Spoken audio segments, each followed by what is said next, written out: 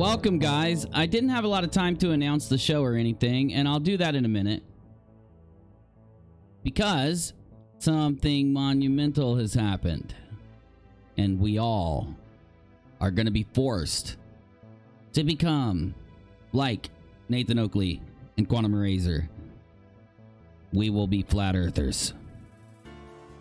According to the name of this video, Episode 5, Balls Under Pressure, the Heliocentric Killer. Somebody needs to let the news know. Somebody needs to let the entirety of science to know. If this isn't clickbait, my goodness. So let's get right into it. Normally, I would have had, I would announce the show, scheduled the show, but I didn't because I just got done having a really long conversation on a YouTube channel called The Shills. It was so freaking awesome. It was funny. A lot of cool people there. Bunch of cool creators. And anyway, let's get into this. I can't wait. I've wanted to know the truth for so long, and I thought this whole time I knew what was going on. Quantum Eraser, though, he says that this presentation will kill every single Glober and transform them into a flatty. So let's see it. Almost intuitively. So this is going to be pretty easy. I love this. I love it. I really do. We're going to have a little fun with this. So whenever you're ready. You need presenting, yeah? Oh, I'm ready. Go ahead. Just to let you know, tonight's show will be the slightest bit different than usual because I'm actually going to go through and show how Quantum Eraser is wrong on everything he's about to say, and we're going to go look at the actual law that he is referencing and warping out to just prove it to you. Hopefully, a couple of his crazy viewers will stumble in to our stream either now or in the after in the replay, and they'll get the actual reason for the things he's bringing up. But let's give it to him. Oh, I'm presented. Ah, okay. Sorry. Yeah, I'm not watching the I'll channel. bring it up. It's just me. I've got to bring you up and then make the chat look nice. So, yeah, you're on screen now. Everyone can see you in the audio. Oh, no. He's going to give us his famous gas pressure presentation. Brilliant. Okay. Well, let's begin at the beginning. Gas pressure. Oh, my God, dude. All right. Some of you out there have never heard one of Quantum Eraser's presentations. Now, if you saw my show the other day, you would have seen it, but this is going to be a shorter show. It's not going to be a 5-hour show like yesterday, so that you can actually watch the replay. Get ready because it is a monumentous thing when he does these presentations. Right? And like Nathan said, this is the single most devastating argument against the heliocentric spinning ball No, it's not. space monkey religion. Just gas pressure. That's it. It implodes. It's that simple? So just saying the word gas pressure debunks all of the ball? I can't believe it. It's the fallacy. Model. Right at its core. The best part. That's not the best part. An incoherent first grader can stand against the premier physicists of the world and defeat any assault within seconds in between iterations of Candy Crush. That's exactly what you're doing, Quantum Eraser. You're the first grader trying to take down the globe with your argument. But give me your argument so that I can actually show people what you're doing. That's how great this argument is. Guys, I'm going right into it. Don't worry. We'll get into the whole show soon. I'll give the intro in a little bit. Right? And it's very easy. So let's begin. We'll start off with Elmhurst University with the kinetic molecular theory explanation of Boyle's gas law. You couldn't even say it. Molecular. Say it with me. Quantum Eraser. Molecular. Molecular. Observations about pressure may be explained using the following ideas. The rapid motion and collisions of molecules with the walls of the container causes pressure. Force on a unit area. Pressure is proportional to the number of molecular collisions and the force of the collisions in a particular area. The more collisions of gas molecules with the walls, the higher the pressure. We all know this. They said it. We know it. It's not a big deal. Everyone knows this. It's not a big secret, right? But Oh, Lord. You're already messing up, buddy, but please keep going. I love it. Let's go to Chem Libra and see what they have to say. Wait, you're not cherry picking, are you? You're not just going around cherry picking certain things that people say so you can try to order it in a way that'll support your thought, right? Okay, good. I want to make sure you're not doing that. Pressure is caused by gas molecules hitting the walls of the container. With a smaller volume, the gas molecules will hit the walls more frequently. Okay, so let's go ahead and get started. He took this from chemistry.elmhurst.edu, and he took the second one from, I think the same place, but from a different person. Okay. Can you have air pressure without a container? What comes up? Well, we got an answer. Wow, can pressure exist without a container? We've got answers, Quantum Eraser. Let's see what they say. The pressure of a gas is defined as the force that gas would exert upon a surface or container. However, there is no need for a container for pressure to exist. Is it this easy, Quantum Eraser? So when you're not cherry picking certain parts of what is said in certain places, you're telling me it's easy to find the same sources you're using saying the opposite? Wow. For instance, the air you're breathing right now, unless you're in an airplane or submarine, has pressure due to the column of air above you. Why does it have pressure, the air, on the planet Earth? Well, it's so easy, even a first grader could answer the question. Gravity. The weight of the air, the column of the air, the weight of that air being pulled down by gravity starts to kind of stack down until it hits the pressure that's on the surface of the Earth. How simple is that? That is simple. So we even have a better explanation here at physics.org. I'm sorry, physics.stackexchange.com. Can pressure exist without a container? So, 3 years and 11 months ago, viewed 3,000 times. I always hear pressure defined as a force exerted by particles on the walls of a container that are being held into.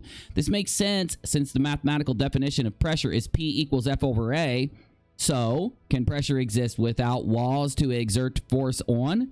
My understanding of pressure motivates me to think that even without a container, particles of gas in a vacuum could create pressure since their collisions with each other result in forces being exerted on areas, the areas being the surfaces of the particles being collided with. On the other hand, a liquid in a vacuum could not exert pressure since on a microscopic level the particles of a liquid cannot collide due to the cumulative strength of the bonds holding them together. And it gets a little more stuff here that we're not even going to worry about because we've got some answers. An upvoted answer is the pressure of a gas is defined as the force the gas would exert upon a surface or container. Let's read that again, because Quantum Eraser is really slow, and I hate debunking him in the snap of a finger without him getting it, so let's read it again. The pressure of a gas is defined as the force the gas would exert upon a surface or container. However, there is no need for a container or pressure to exist. For instance, the air you're breathing right now, unless you're in an airplane, I just read that. That was on the front, right? So what about this one? It regularly happens that a certain definition isn't applicable when talking about liquids and gases. For example, almost all definitions in thermodynamics are defined for closed systems, which is rarely applicable in the real world. To overcome this, there is the notion of a control volume. For this, we basically take a slice out of our medium, be it gas, liquid, or anything else, and we put the slice in a special box, so special that it behaves exactly like a medium that originally surrounded our controlled volume. We now forget about the rest of the medium and just focus on what it does to the walls or boundaries of our box and what our control volume does to the walls. Related to your question, we can now take a little slice out of the atmosphere and put it in our box. We can now forget that the rest of the atmosphere, example, put the box in a vacuum. Intuitively, you would think that the box should blow up like a balloon when put in a vacuum. However, the box behaves like there is no atmosphere and will retain its shape. It will create a force on its walls. Now, we see a pressure arise clear as day. There is a force on the walls of the box, and since the walls have an area, you get P equals F over A. Well, That's all nice and good, but that will confuse Quantum Eraser. So let's just stick to the most simple answer. He went and cherry-picked some stuff so that he could get a simple question and act like he debunked the entire globe model with his simple question. Let's stick with the simplest answer. The pressure of a gas is defined as the force the gas would exert upon the surface or container. However, there is no need for a container for pressure to exist. For instance, the air you're breathing right now has pressure due to the column of atmosphere above you. Now, do you see why Quantum Eraser says this? He doesn't believe in gravity. And for him to admit that there is no container above us and that the atmosphere goes off as a gradient into the vacuum of space like we see and can test and can observe, if he would ever admit that, he would have to then default back to gravity. The entire thing behind their entire argument is gravity denial. Quantum Eraser, you have just been debunked. Now, how long will you talk? That's the question. How long will you continue to talk about this stupid, fake, wrong argument? And so the pressure increases. This is shocking surprise, right? It's over. So the necessary antecedents that cause gas pressure are simply, number one, the rapid motion and collisions of molecules. Collisions with what? Well, the walls of the container. This is quite elementary. Take either number one or number two away. Well, no, see, you're getting this all wrong because the same place you pulled your example from says that the container does not have to exist. That it only is saying that in reference to closed systems as examples in physics or in physics exercises. You're cherry picking. You're getting it wrong. You're not reading the rest of the article. You're only taking a sentence. That's why instead of showing your source, you decided that you would take it all, highlight a sentence from a source, copy and paste it into Google Paint 1996. And you don't have gas pressure. It's just that simple. No amount of linguistic or mathematical acrobatics will change it. You're right. I don't have to use any linguistic or mathematical acrobatics. I can just do a simple search. I can just go out and read a book. I don't have to do any backflips to do that now, do I, Quantum Eraser? By the way, newsflash, you can't have volume without a container.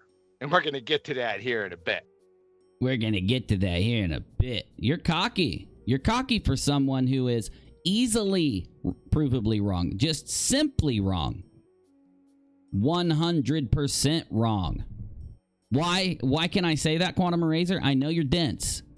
It's the thickness of the brain mass container. That's why you're so dense. Oh, he won't get that joke? Okay, sorry. You're just stupid. Is that better? Honestly, all Quantum Eraser is doing is cherry picking and creating a presentation for his believers. They give him money. He's making $100 a month on Patreon, and he gets donations, and he gets Nathan Oakley donations. So he, of course, is going to keep pushing this. It's really pathetic. We're not going to listen to all their rigmarole, even though we may hear some of it because it's so funny. Knowing how wrong he is and how easy it is to prove how wrong he is, wait till you hear the way the rest of the guys talk about this. So say bye-bye now to your ball-tard spinning space monkey religion.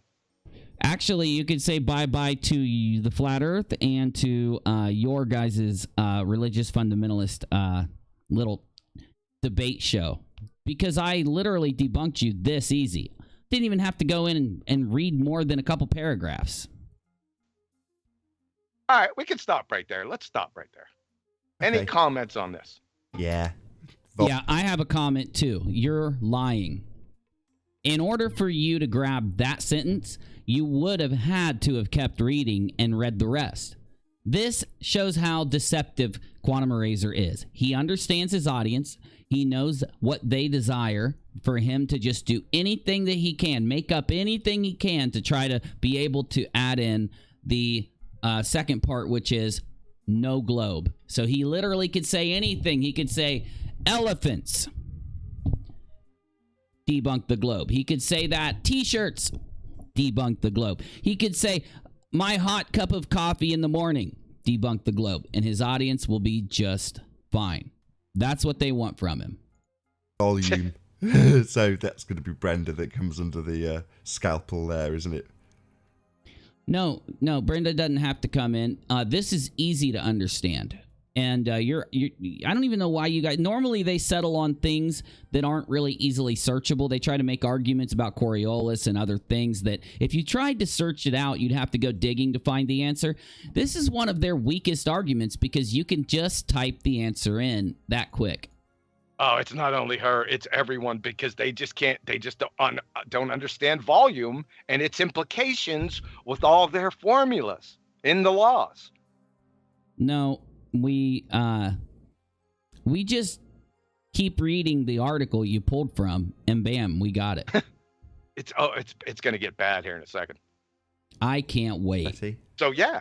Yeah, I've seen comments on that Boyle's law was only for this was funny. It was only for small experimentations or visionaries for Physics class?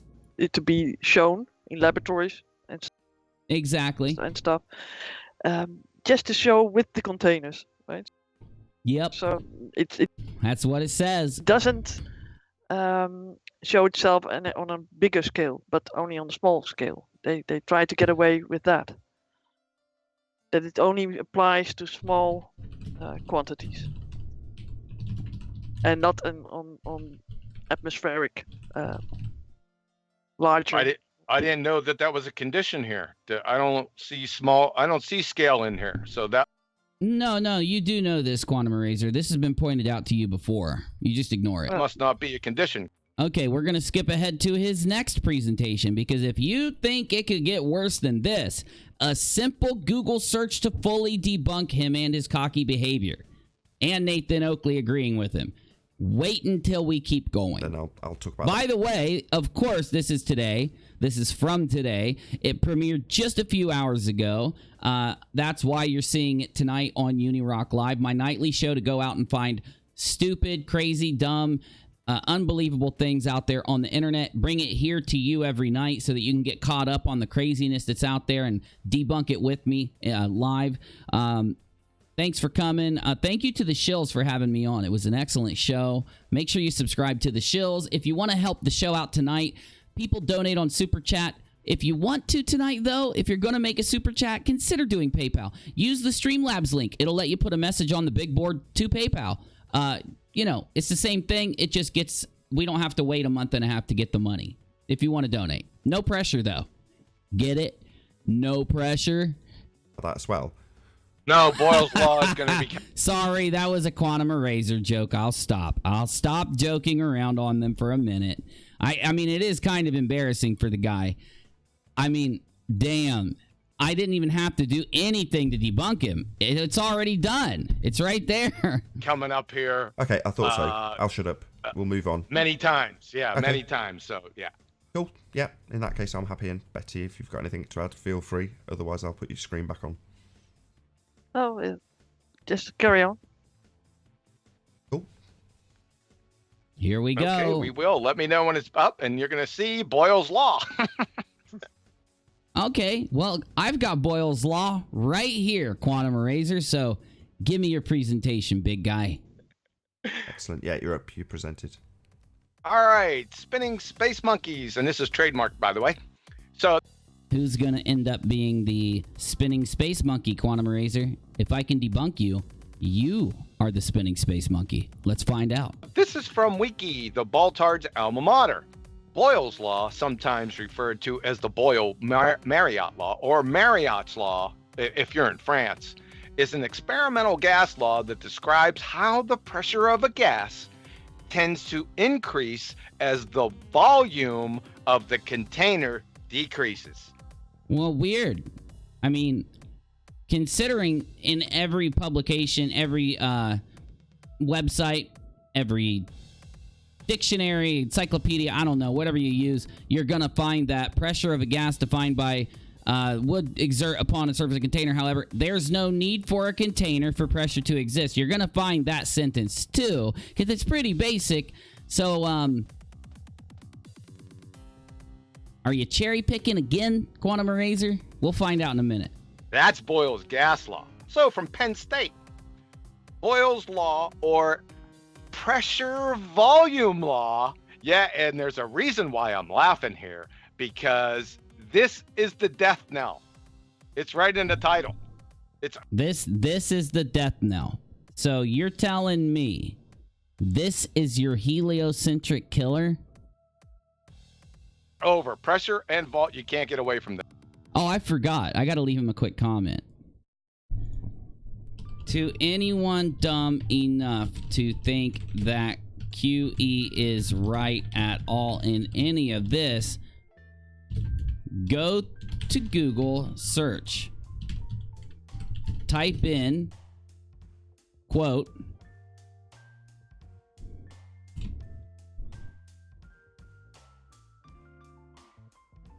"Can you have air pressure without a container?"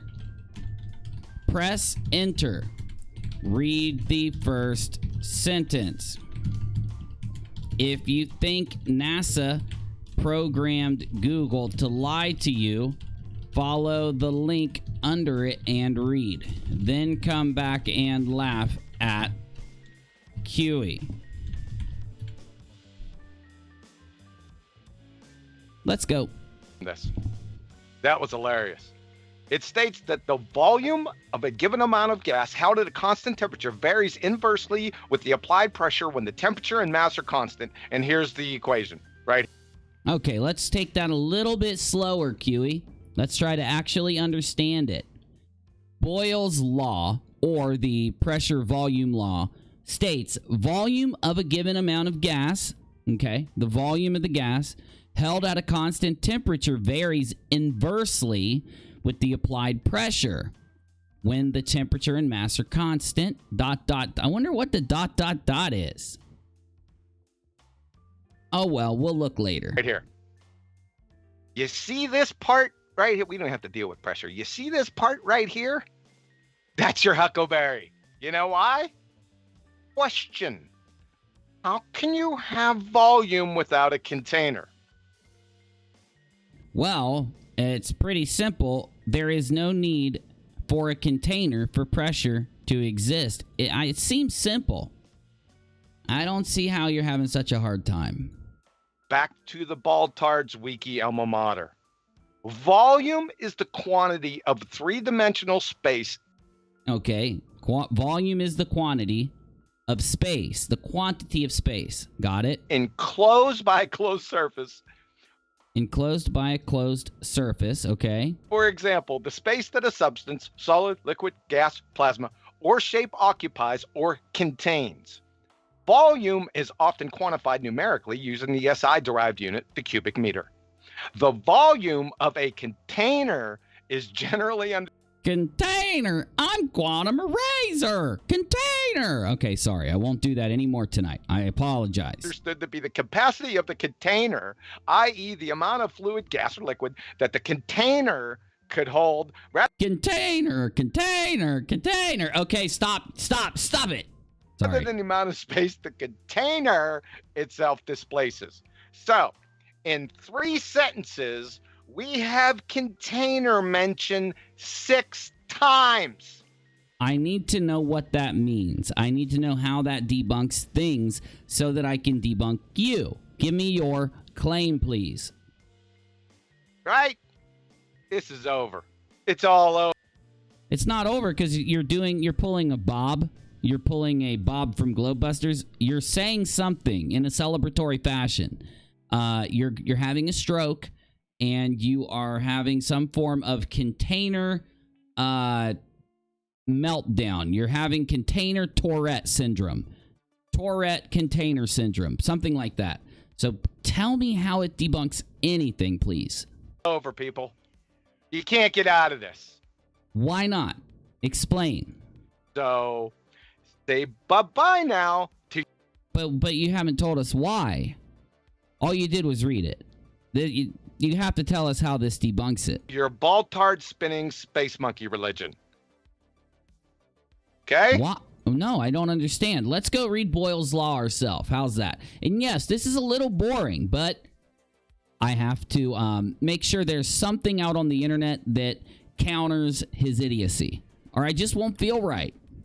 Boyle's law, most oftenly referred to as the Boyle-Mariotte law or Mariotte's law, especially in France, is an experimental gas law that describes how the pressure of a gas tends to increase as the volume of the container decreases. A modern statement of Boyle's law is: the absolute pressure exerted by a given mass of ideal gas is inversely proportional by the volume it occupies if the temperature and amount of gas remain unchanged within a closed system. Oh, could that explain why the word container is used over and over and over and over and over and over and over again, Quantum Eraser? Because this law applies to a closed system.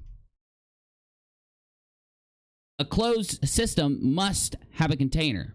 Therefore, when you read this law that only applies to closed systems, it's going to constantly mention the container of the closed system. It doesn't say anything about how this debunks the atmosphere. Doesn't say anything about how this debunks the globe. It literally, you didn't either. You just read the word container 9 times and then did a little bit of a dance and moved on. You honestly, why didn't you include, you said this was from Wikipedia.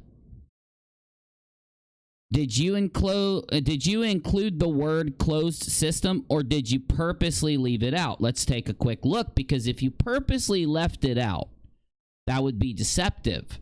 That would be like what BM Furball mentioned that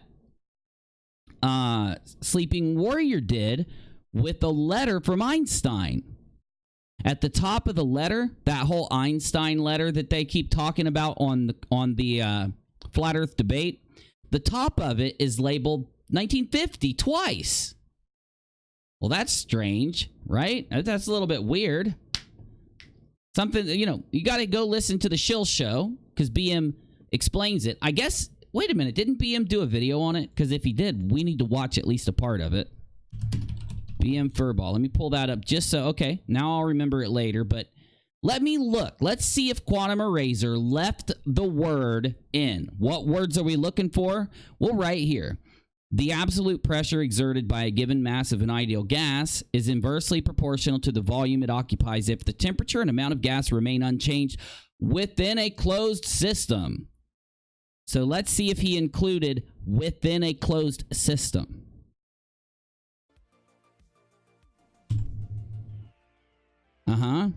Okay. Volume is the quantity of three-dimensional space enclosed by a closed surface. Well, that's the definition of volume. We got to go back, don't we?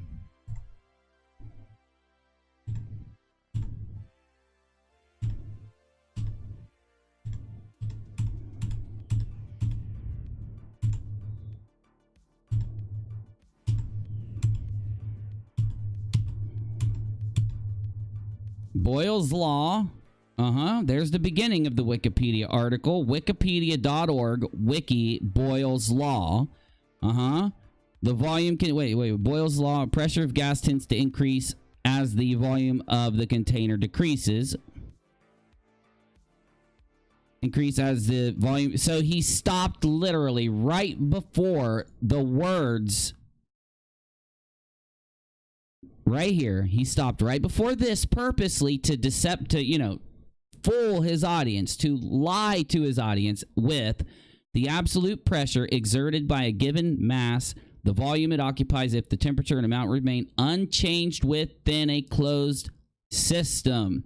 Quantum Eraser, you just got debunked again. Simple and easy. All I had to do was do a quick search. You're not even trying, are you? Don't even think you're trying.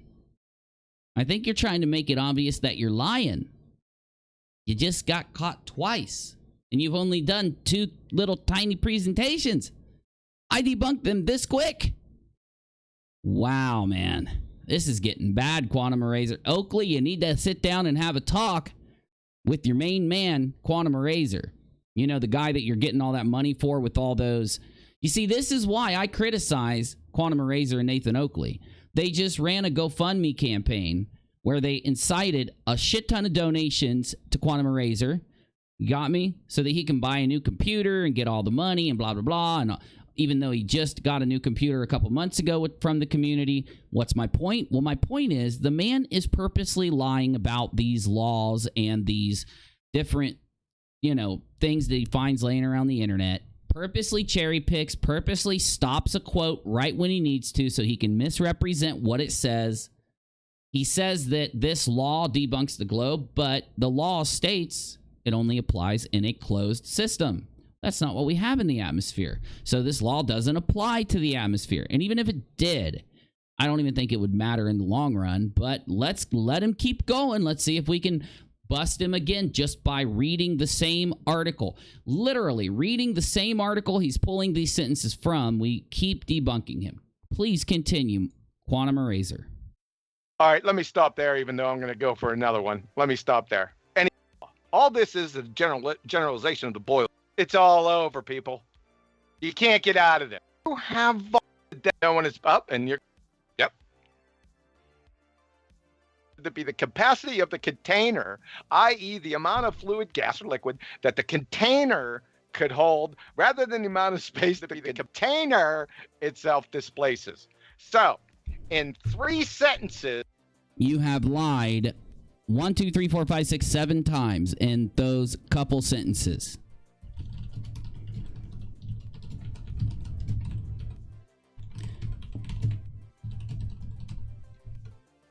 Let me tag Nathan Oakley. Full debunk of Quantum Eraser's new video live right now, tagging Nathan Oakley on Twitter. There we go, baby.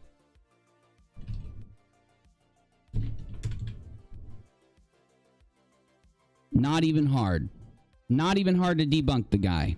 It says, okay, so here's the debunk in case Nathan jumps in all of a sudden when he sees my tweet. Quantum Eraser is debunked. He's pulling Boyle's law, and he's stopping literally in his presentation before stating that this applies unchanged within a closed system. A closed system is a physical system that does not allow certain types of transfers in or out of the system. The specification of what type of transfers are excluded varies in the closed system of physics, chemistry, or engineering. Anyway, you are just fudging it up, but keep on a going there, big guy. We have container mentioned 6 times. Yes, right? This is over. A closed system must have a container. That's why it says that, buddy. It's all over, people. You can't get out of this. So say bye-bye now to your ball-tard spinning space monkey religion. Okay? We want to move on. Let's move on. Let's just roll with this. So, spinning space monkeys. You see this? This is the ideal gas law. All this is a generalization of the Boyle's gas law. And well, if it's a generalization of Boyle's gas law, then it's applying to a closed system in physics. Okay. What we're going to be concentrated on, I'll let you try to guess. I could guess it has something to do with the word container. You see this one right here? That's what we're going to concentrate on, because you can't have this law without that V. So V equals volume. So show V without a container. You don't have to. Not for our atmosphere, where what you're trying to debunk by applying this to. No, it doesn't matter. It doesn't work. Question. Sorry. How can you have volume without a container? Just step outside and look up. That's why they specify that this is for those certain types of systems. Do I need to go through this again? No. 6 times in 3 sentences. Be nice if these guys would actually say what they're trying to say. So are you saying that there must be a container above us? Or are you saying that... I mean, that's about it. You'd have to be saying that there is a dome. Well, that's weird. You guys denied that you tried to argue for a dome. Let's look and see what people are saying over here. Where do you think you live? On a spinning space testicle? You're a fish monkey's uncle? Cleary, you can't have a container without gas pressure. James Mason, come on, you're lying. This message has been held for review. Then Dan says, just admitting to the universe is enclosed. Then Nicholas Roberts says, why doesn't he see that Wiki says about atmospheric pressure, cherry picking asshat? Oh, Nicholas Roberts gets it. There is somebody here calling him out. Truth, reality, freedom. Clown. Lottie says, it's over. Monster Zero. LMAO. Crowley even. Facts without buts. Arwen, let's contain the situation. Is that supposed to be a joke, Arwen? This is why you have problems in your life, Arwen. You're not good at jokes. You're not good at talking. It requires a container. So, say bye-bye now to your ball-tard spinning space monkey religion. All we had to do, Quantum Eraser, is just keep reading. In fact, we'll read a little bit more in a second. All right, let me stop there, even though I'm going to go. Great! Please stop there. Let's continue. Mathematically, Boyle's law can be stated. Pressure is inversely proportional to volume. Pressure multiplied by volume equals a constant, where P is the pressure of the gas. V is the volume, K is the constant. The equation states that the product of pressure and volume is a constant for a given mass of confined gas. And this holds as long as the temperature is constant. So these types of things don't apply then if it's not confined, or does it? Does gravity pulling down on it create the container that they're talking about here? You know, I don't know, because I haven't studied this shit real deep. I can just tell you that QE is cherry picking, and it's so easy to prove by just reading a little bit further. That's all I want to do. I'm going to get some people in here. I just was, AB was in the Shill's show. Maybe he'll come in and explain a lot of this to us. I'll probably start remembering stuff once I get someone in here to help me. Maybe Professor Phil will come sit down and explain some of this. I've been out of school too long. I need a refresher course. The equation shows that as volume increases, the pressure of gas decreases in proportion. Similarly, well, so that means a gas, as it sits in a spot, has a certain amount of pressure. So if you take and increase, if you pull the walls back, since there's more space for the gas to fill, the pressure gets lower. Well, that's simple. You can literally see how that works in your head. You know, as you try to smash the walls of this together, this box full of gas, it's going to smash the gas particles together. And as you expand the walls out, it's going to lessen the pressure. That's simple to understand. Similarly, as volume decreases, the pressure of the gas increases. So if you smash the box together, the air inside the box, the pressure, it's harder to smash it together because you have this pressure going on. The law was named after chemist and physicist Robert Boyle, who published the law in 1662. Damn! If this law would have debunked the atmosphere back in 1662, how come nobody noticed, Quantum Eraser, until 2019? Okay, definition of the law. The law itself can be stated as followed. And I know this is the boring part. Let me get through it quick. For a fixed amount of an ideal gas kept at a fixed temperature, pressure, and volume are inversely proportional. Or Boyle's law is a gas law stating that the pressure and volume of a gas have an inverse relationship. When a temperature is held constant, if volume increases, the pressure decreases, and vice versa when temperature is held constant. Therefore, when the volume is halved, the pressure is doubled. And if the volume is doubled, the pressure is halved. Boyle's law states that at constant temperature, the volume of a given mass of dry gas is inversely proportional to its pressure. This is simple shit, y'all. Once again, you look into it and realize this is simple. How are they getting it so wrong? They're doing it on purpose. That's what I want to exercise to you. That they're con men. That's what I'm trying to show you. And once you understand, you know, when you hear Quantum Eraser standing there going, container, container, container, container, I'm Quantum Eraser, the Globe Terminator. It gets a little confusing. But once you go read what he's... Oh, God, that's wonderful.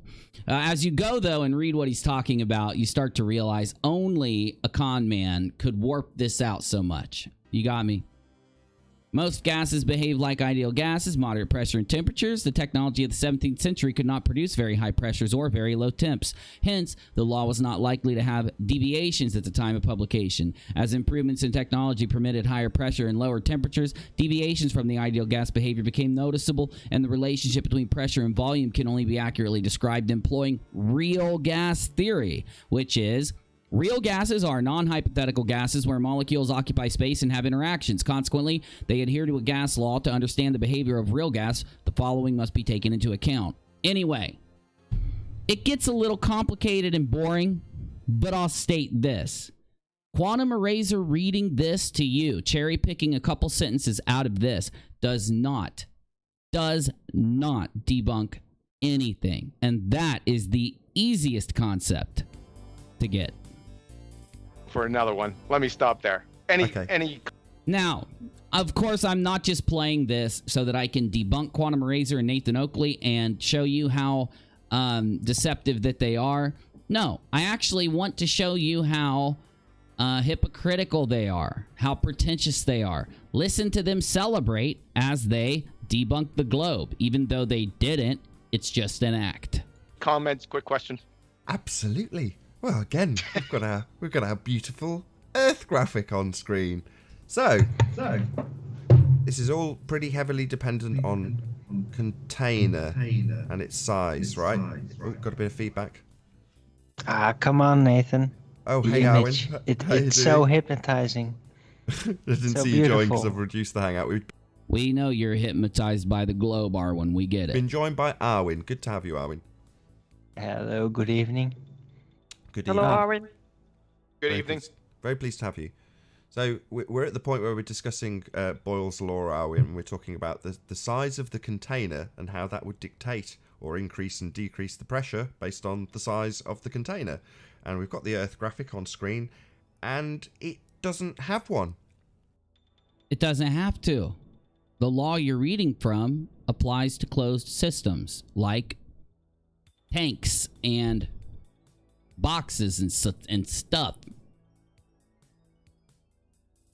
So it doesn't have to. The law doesn't apply. I don't think. I mean, someone might come in and argue to me that gravity does make the law apply, but that's a different argument down the line.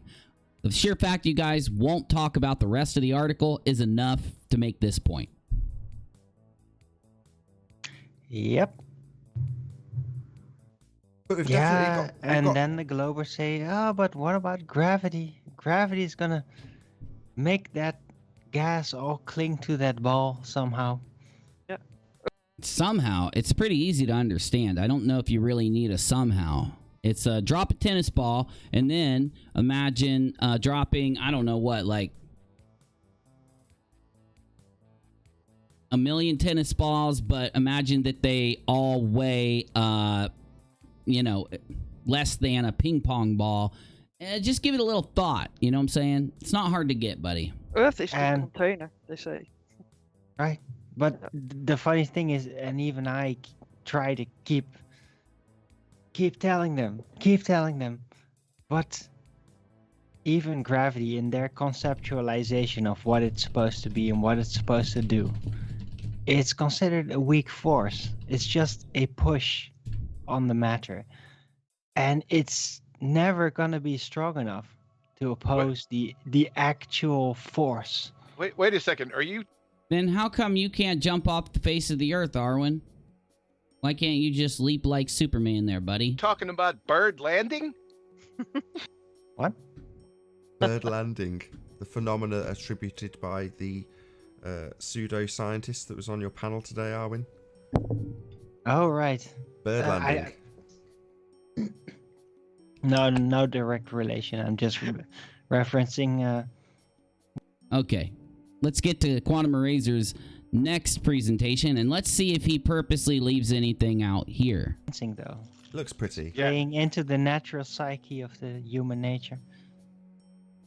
Right, got you back up. You're presented. Sorry, we're back on Boyle's gas law again. I had to take another shot at her. So, this is from the Baltard's alma mater again, Boyle's gas law, otherwise known as the pressure volume law. I didn't You already said that. Are you redoing it? What's happening? I want you guys to forget about that. Oh. So, from Wiki, for a fixed mass of gas at a constant temperature, the volume is inversely proportional to the pressure. This is Wait a minute. So hold on. Did you... Oh, he did. He purposely skipped this part of Wikipedia. Huh.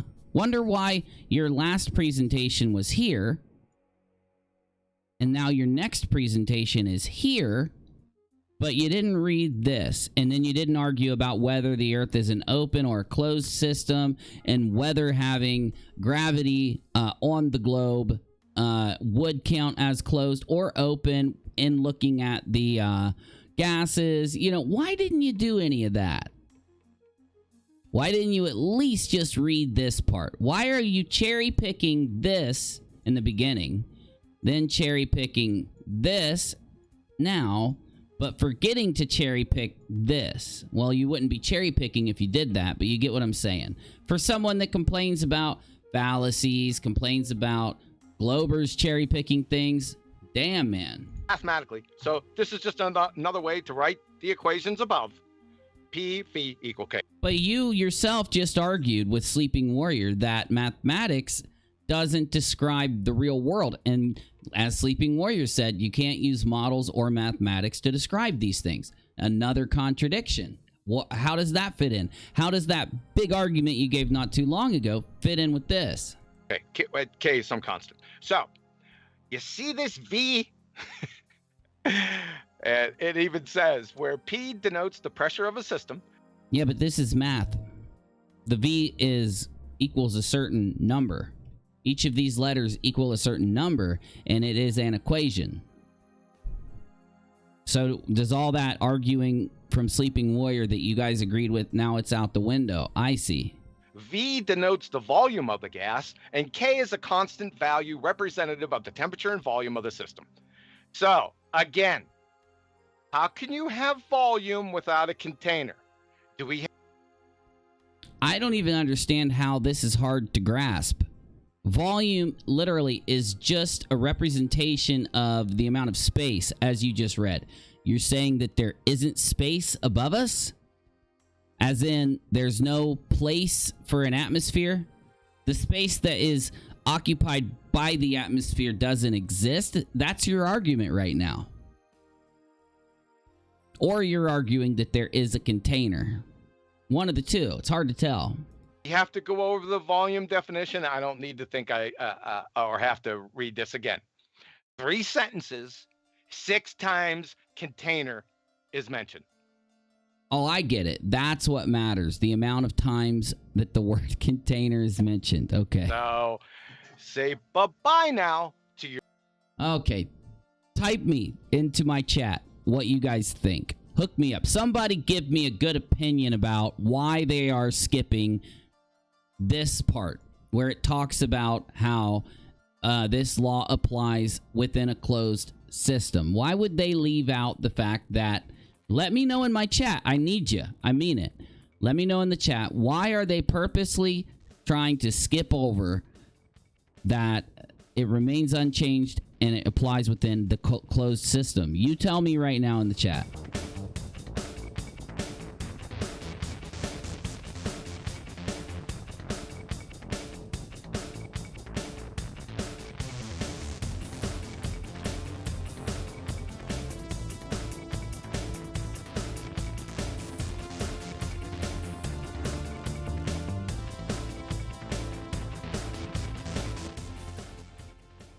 All right, let's see what you got.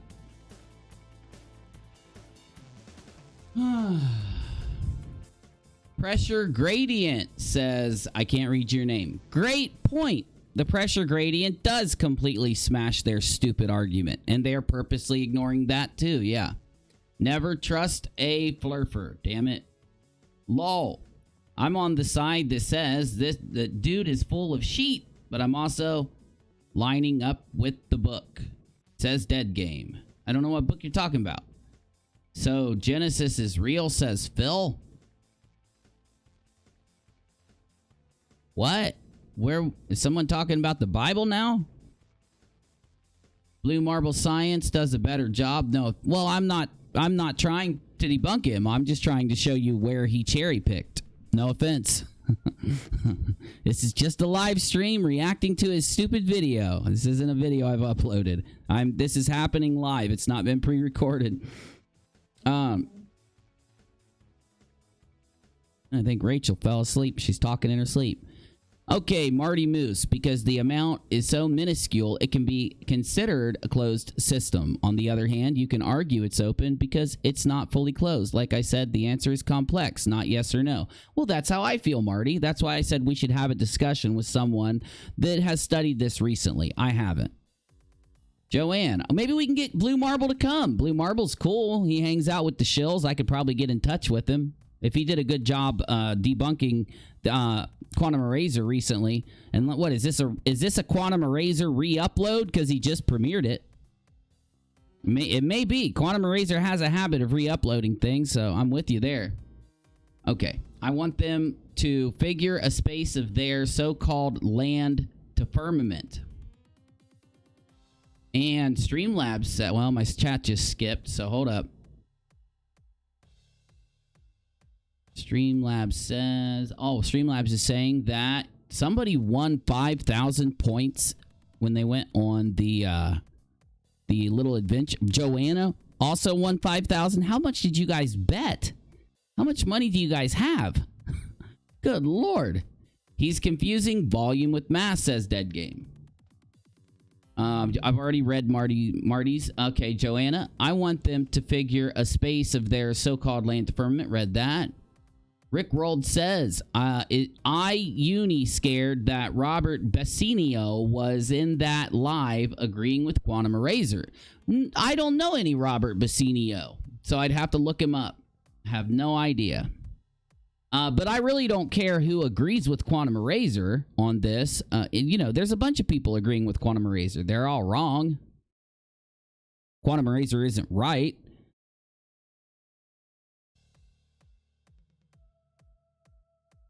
Gripper says con men. I agree. Exactly. That's why I think that they purposely skip nice big parts of these Wikipedia articles that they pull from. So, because they know that it would bring up something that would trouble their argument. Okay. Angel of Attack, says Renee. It's clear that Arwen suffers from mental health issues. I even find it hard to poke fun at him. Nathan Oakley, though, knows he's nothing but a blatant liar regarding Earth's shape. Well, definitely. Arwen is just desperately trying to fit in and mimic Oakley and Quantum Eraser, while at the same time trying to, gain an audience of his own on his channel, and thus he's copying what he sees. How do you reckon with that? Do you say to yourself that Arwen's a bad guy because he copies those guys? Does it really? If Arwen doesn't understand what he's doing, does it make him a bad guy, or is he just misled? He's definitely a sheep. That's all you can say, Good point, though. Joanne says, Rick rolled facts. Is Uni scared that Robert Basano? Yeah, I don't know. I have to find out. Tell me who Robert Basano is. Okay. Snowdog tags Marty and says light radiation is the only source and sink of heat on the planet. If the heat source is external to the system, it can never be considered closed. Well, that's my opinion too, in a way, but I know people make other arguments, but Vanarang, we know why, and it isn't the first time QE is cherry picking. Oh, I know. If I had time, if I wasn't on the shills for so long today, I'd pull up a few other examples. I've been tracking them. I've been writing this down. I got to add it into my Nathan Oakley Flat Earth debate documentary I'm doing, but Rick rolled facts because Robert Basino is old school flat earther and would like to know what Uni thinks. How do you know what he thinks? Why isn't he here asking me then? You're saying Robert Basino. Are you Robert Basino, Rick rolled? What do you mean, what do I think? About what? I'm telling you what I think about Quantum Eraser. I'm telling you what I think about Quantum Eraser's presentation. It's incomplete. It's cherry-picked. He doesn't fully understand what he's discussing. He's just taking... He basically is going... So here's what I think about Quantum Eraser and his argument. He's going to Wikipedia, and he's reading through this, and he's saying to himself, if I take this and then argue that...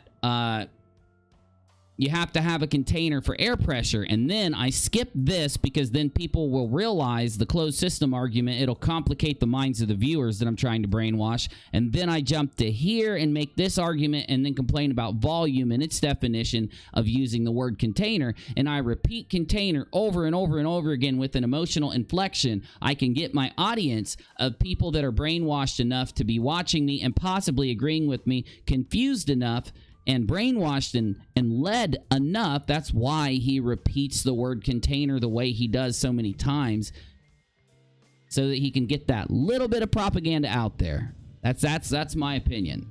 That's exactly my opinion. Provably, though, he's cherry picking. There is literally no reason why he would skip this paragraph right here from the source that he has quoted and put into his little document. No reason why he would skip this. Okay. Let's see. Let me get the rest of the chat, and then we'll get back into this. Oops, I'm wrong. Mass ejection, which you claim is minimal, also happens. Violet something. What does those old school FE mean? I'd like to know that too, because old school flat Earth would just run around in the early days of YouTube arguing about, ships not disappearing behind the horizon. Now they don't argue that anymore because they know that it's such a weak argument and it can be debunked very quickly. You get my drift? Ooh, what's this little... I didn't even notice this. Huh. Wonder what these green things are here. Is it the weight? Oh, I see. Yeah, they're adding weight, pressing down on this, and they're showing mass, temperature, volume, and pressure. As the volume decreases, the pressure increases, and as the pressure decreases, the volume increases. Okay, and then it's represented graphically here. Well, that's easy to understand. Yeah, you've got, at this point, when the red line's at the top, there's much more space for these particles to fill. Therefore, when they bounce around, they have more space to bounce around in, and that's why the pressure's lower. But when they're compacted down, they bounce faster, and that's what creates more of a pressure. Yeah, it's easy to see if you look at it like this. Okay, let me make sure I didn't miss anyone, and we'll go back. Robert Bassino's old school FE. Got it. Okay, are you for real? Dead game? Honestly, I can't tell, says Phil. Yeah, who knows? Absolutely, says Dead Game. Well, what Dead Game say? They're BS shills, no doubt. I was just harping about the firmament and creation, brah. Oh, okay. No, you're good, man. Appreciate it. His channel is called Plante Veritas. All right. Plante Veritas. Are we going to get some redonkulous content to debunk here? Let's see.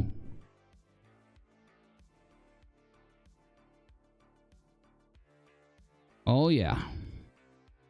Van Allen fraud and truth about radiation 3 years ago. Dr. James Van Allen fraud, truth about radiation, part 1. Is God dead? Thoughts become things, but who's listening? Layman's perspective on reality. Subliminal signals. Bursting speed of light. Document review. Detection of the ether. Speed of the moon? Question mark. Seeking partner for ESA, citizens debate on space. Concerned see into the future. It's not what you know, it's what you can prove. Some of these videos might be actually worth listening to.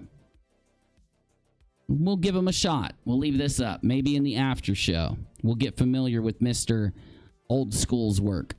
All right, I'm at the bottom of the chat. If I missed anything you said, retype it for me. Sorry. Keep chat pleasant. No name calling. Yeah, I do. I feel we're contained within something. Well, we're not. And it's easy to prove, Dead Game. As you travel up a mountain, measure pressure. I think you can use a barometer. Am I right about that? The barometer. Measure pressure as you go up a mountain. Well, The higher you go, the higher mountain you find above sea level, pressure will get less and less and less. So if you did, let's say, travel up in a hot air balloon or something else even higher, you would notice the pressure gets even less. And as you go higher and higher and higher, of course, you wouldn't be able to go too much higher, but as you go higher, the pressure will go down to zero, not perfect zero, but it'll go down to zero as you go into space. It's easy to understand. And that's one thing that completely debunks. He's literally, by his own argument, there cannot be... In a very easy debunk for Quantum Eraser, I'm just taking my time and trying to exercise where he's scamming and such. But if I wanted to debunk him right away, right now, fully, I would tell him that his argument here shows why our atmosphere is not contained.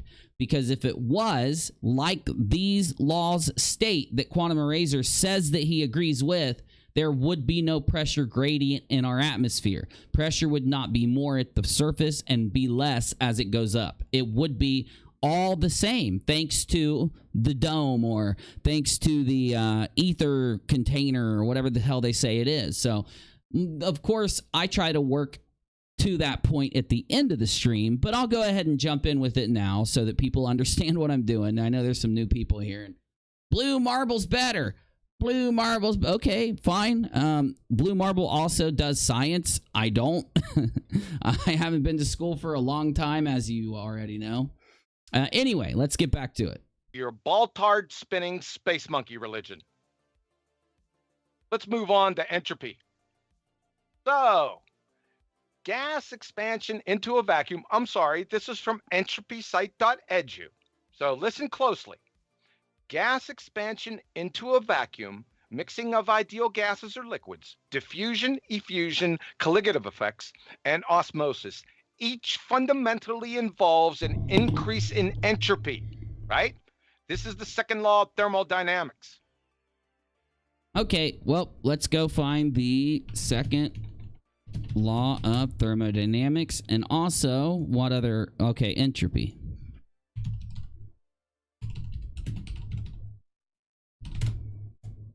Entropy and second law of thermodynamics. All right. Due to increased dispersion of energy with no change in total energy in the case of ideal substances, due to a greater number of microstates for the particular system involved. Number one, according to the fairy tale narrative, there's a vacuum surrounding your spinning ball. Yes, it doesn't suck, though. I know that you are so primitive that you think that a vacuum is equal to a vacuum cleaner. It doesn't suck. Due to gravity, the atmosphere stays on the Earth. It's simple. Number two, we obviously have gas atmospheric pressure. Number three, the Earth is not a sealed container. Number four, the gas pressure is not expanding into the vacuum. So, the ball-tard spinning space monkey Earth defies the laws of entropy as we just went over above. No, it doesn't. If you'd actually sit down and do some studying, you'd see it does not. That's the second law of thermodynamics. And by the way, from Arthur Eddington, if your theory is found to be against the second law of thermodynamics, I can give you no hope. There is nothing for your theory. Well, I think it's time to actually take a look at the second law of thermodynamics. And again, this is boring. I will upload tomorrow and explain a little more. Oh, wrong button. Why do I even have that up? There we go. Let's take a look and see where Quantum Eraser is getting this right or wrong.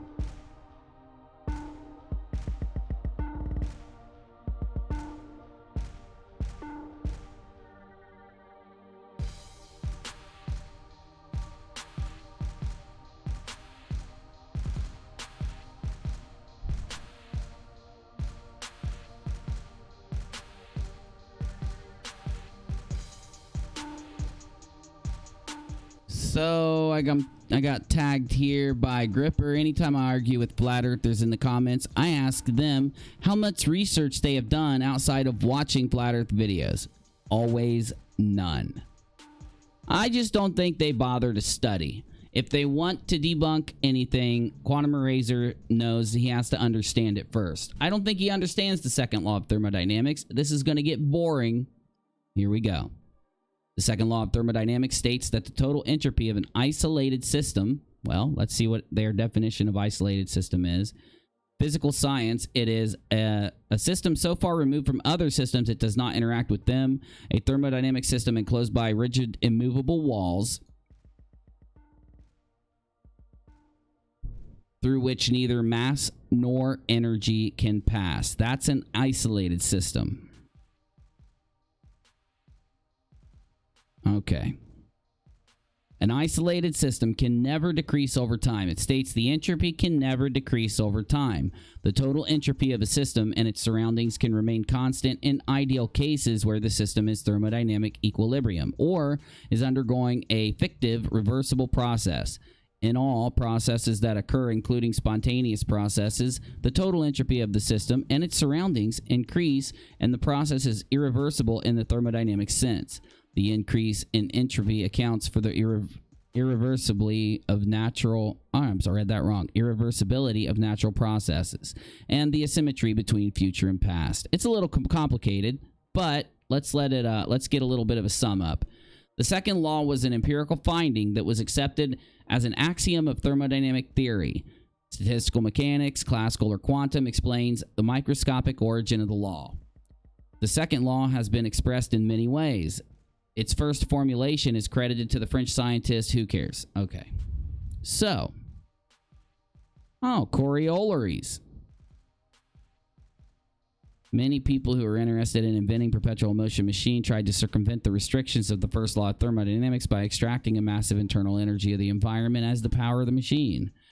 Such a machine is called a perpetual motion machine. Oh yeah, there's some great videos out there on that to mull over. So, according to Clausius equality for reversal process, we're not reading this. Let's see. Do we have any little sum up here? Let's see. Gravitational systems. In systems that do not require for their descriptions the general theory of relativity, bodies always have positive heat capacity, meaning that the temperature rises with energy. Therefore, when energy flows from a high temperature object to a low temperature object, the source temperature is decreased while the sink temperature is increased. Hence, temperature differences tend to diminish over time. This is not always the case for systems in which the gravitational force is important and the general theory of relativity is required. Such systems can spontaneously change towards uneven spread of mass and energy. This applies to the universe in a large scale, and constantly it may be difficult or impossible to apply the second law to it. Beyond this, the thermodynamics of systems described by general theory of relativity is beyond the scope of the present article. That's a lot, but let's try really quick to understand this. In systems that do not require for their descriptions the general theory of relativity, bodies always have positive heat capacity, or the amount of heat to be supplied to a given mass of material to produce a unit change in its temperature, to go up or down in temperature. Bodies always have a positive heat capacity, meaning temperature rises with energy. Therefore, when energy flows from high temperature object to low, the source temperature is decreased while the sink temperature is increased. Hence, temperature differences tend to diminish over time. It's not always the case for systems in which gravitational force is important and the theory of relativity is required. Such systems can spontaneously change towards uneven spread of mass and energy. This applies to the universe in a large scale.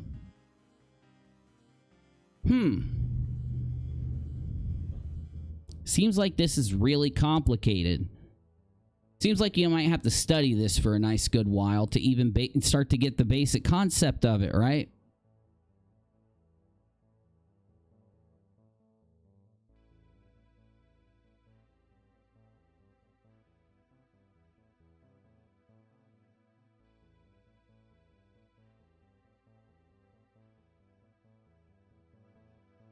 Well, entropy, he brings this up. It is an extensive property of a thermodynamic system. It is closely related to the number of microscopic configurations, known as microstates, that are consistent within the macroscopic quantities that characterize the system, such as its volume, pressure, and temperature. Entropy expresses the number. I don't even know how do you say this? I forget. It's been so long, man. Oh, well. Oh, let's just search it.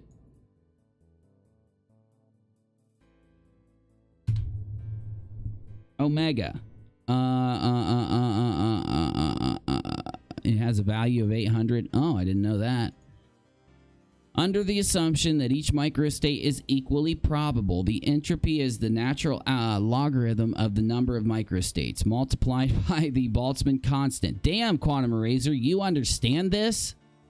You don't have to study it. You don't have to think through it. You don't have to, take any classes or courses. You just sat down and understood all of entropy and thermodynamics. Damn. But to collapse in the deepest humiliation. So, spinning space monkeys, Sir Arthur here is serenading you. It's over. You're a standing violation of the second law of thermodynamics. No. If you scroll down, the second law of thermodynamics states that it gets very complicated for large systems where gravity is involved. But that still is part of the second law. You didn't go into any of that and explain how it's wrong. I wouldn't expect him to even see that. It's at the bottom of the Wikipedia article. I'll go ahead and stop here for a couple seconds. We've got the lovely graphic up on again. And, yeah, you were talking about the volume. Did you notice what I said yesterday or the day before? I said Nathan puts pictures on the screen that prove the globe. I think he's watched our show, and he's trying to make a little bit of a joke. Volume of the gas. Now, correct me if I'm wrong, there's definitely a volume. Not to the picture on screen. I mean, that's just complete nonsense picture, right? But where I am, in reality, we've definitely got a volume of gas. Would you all agree?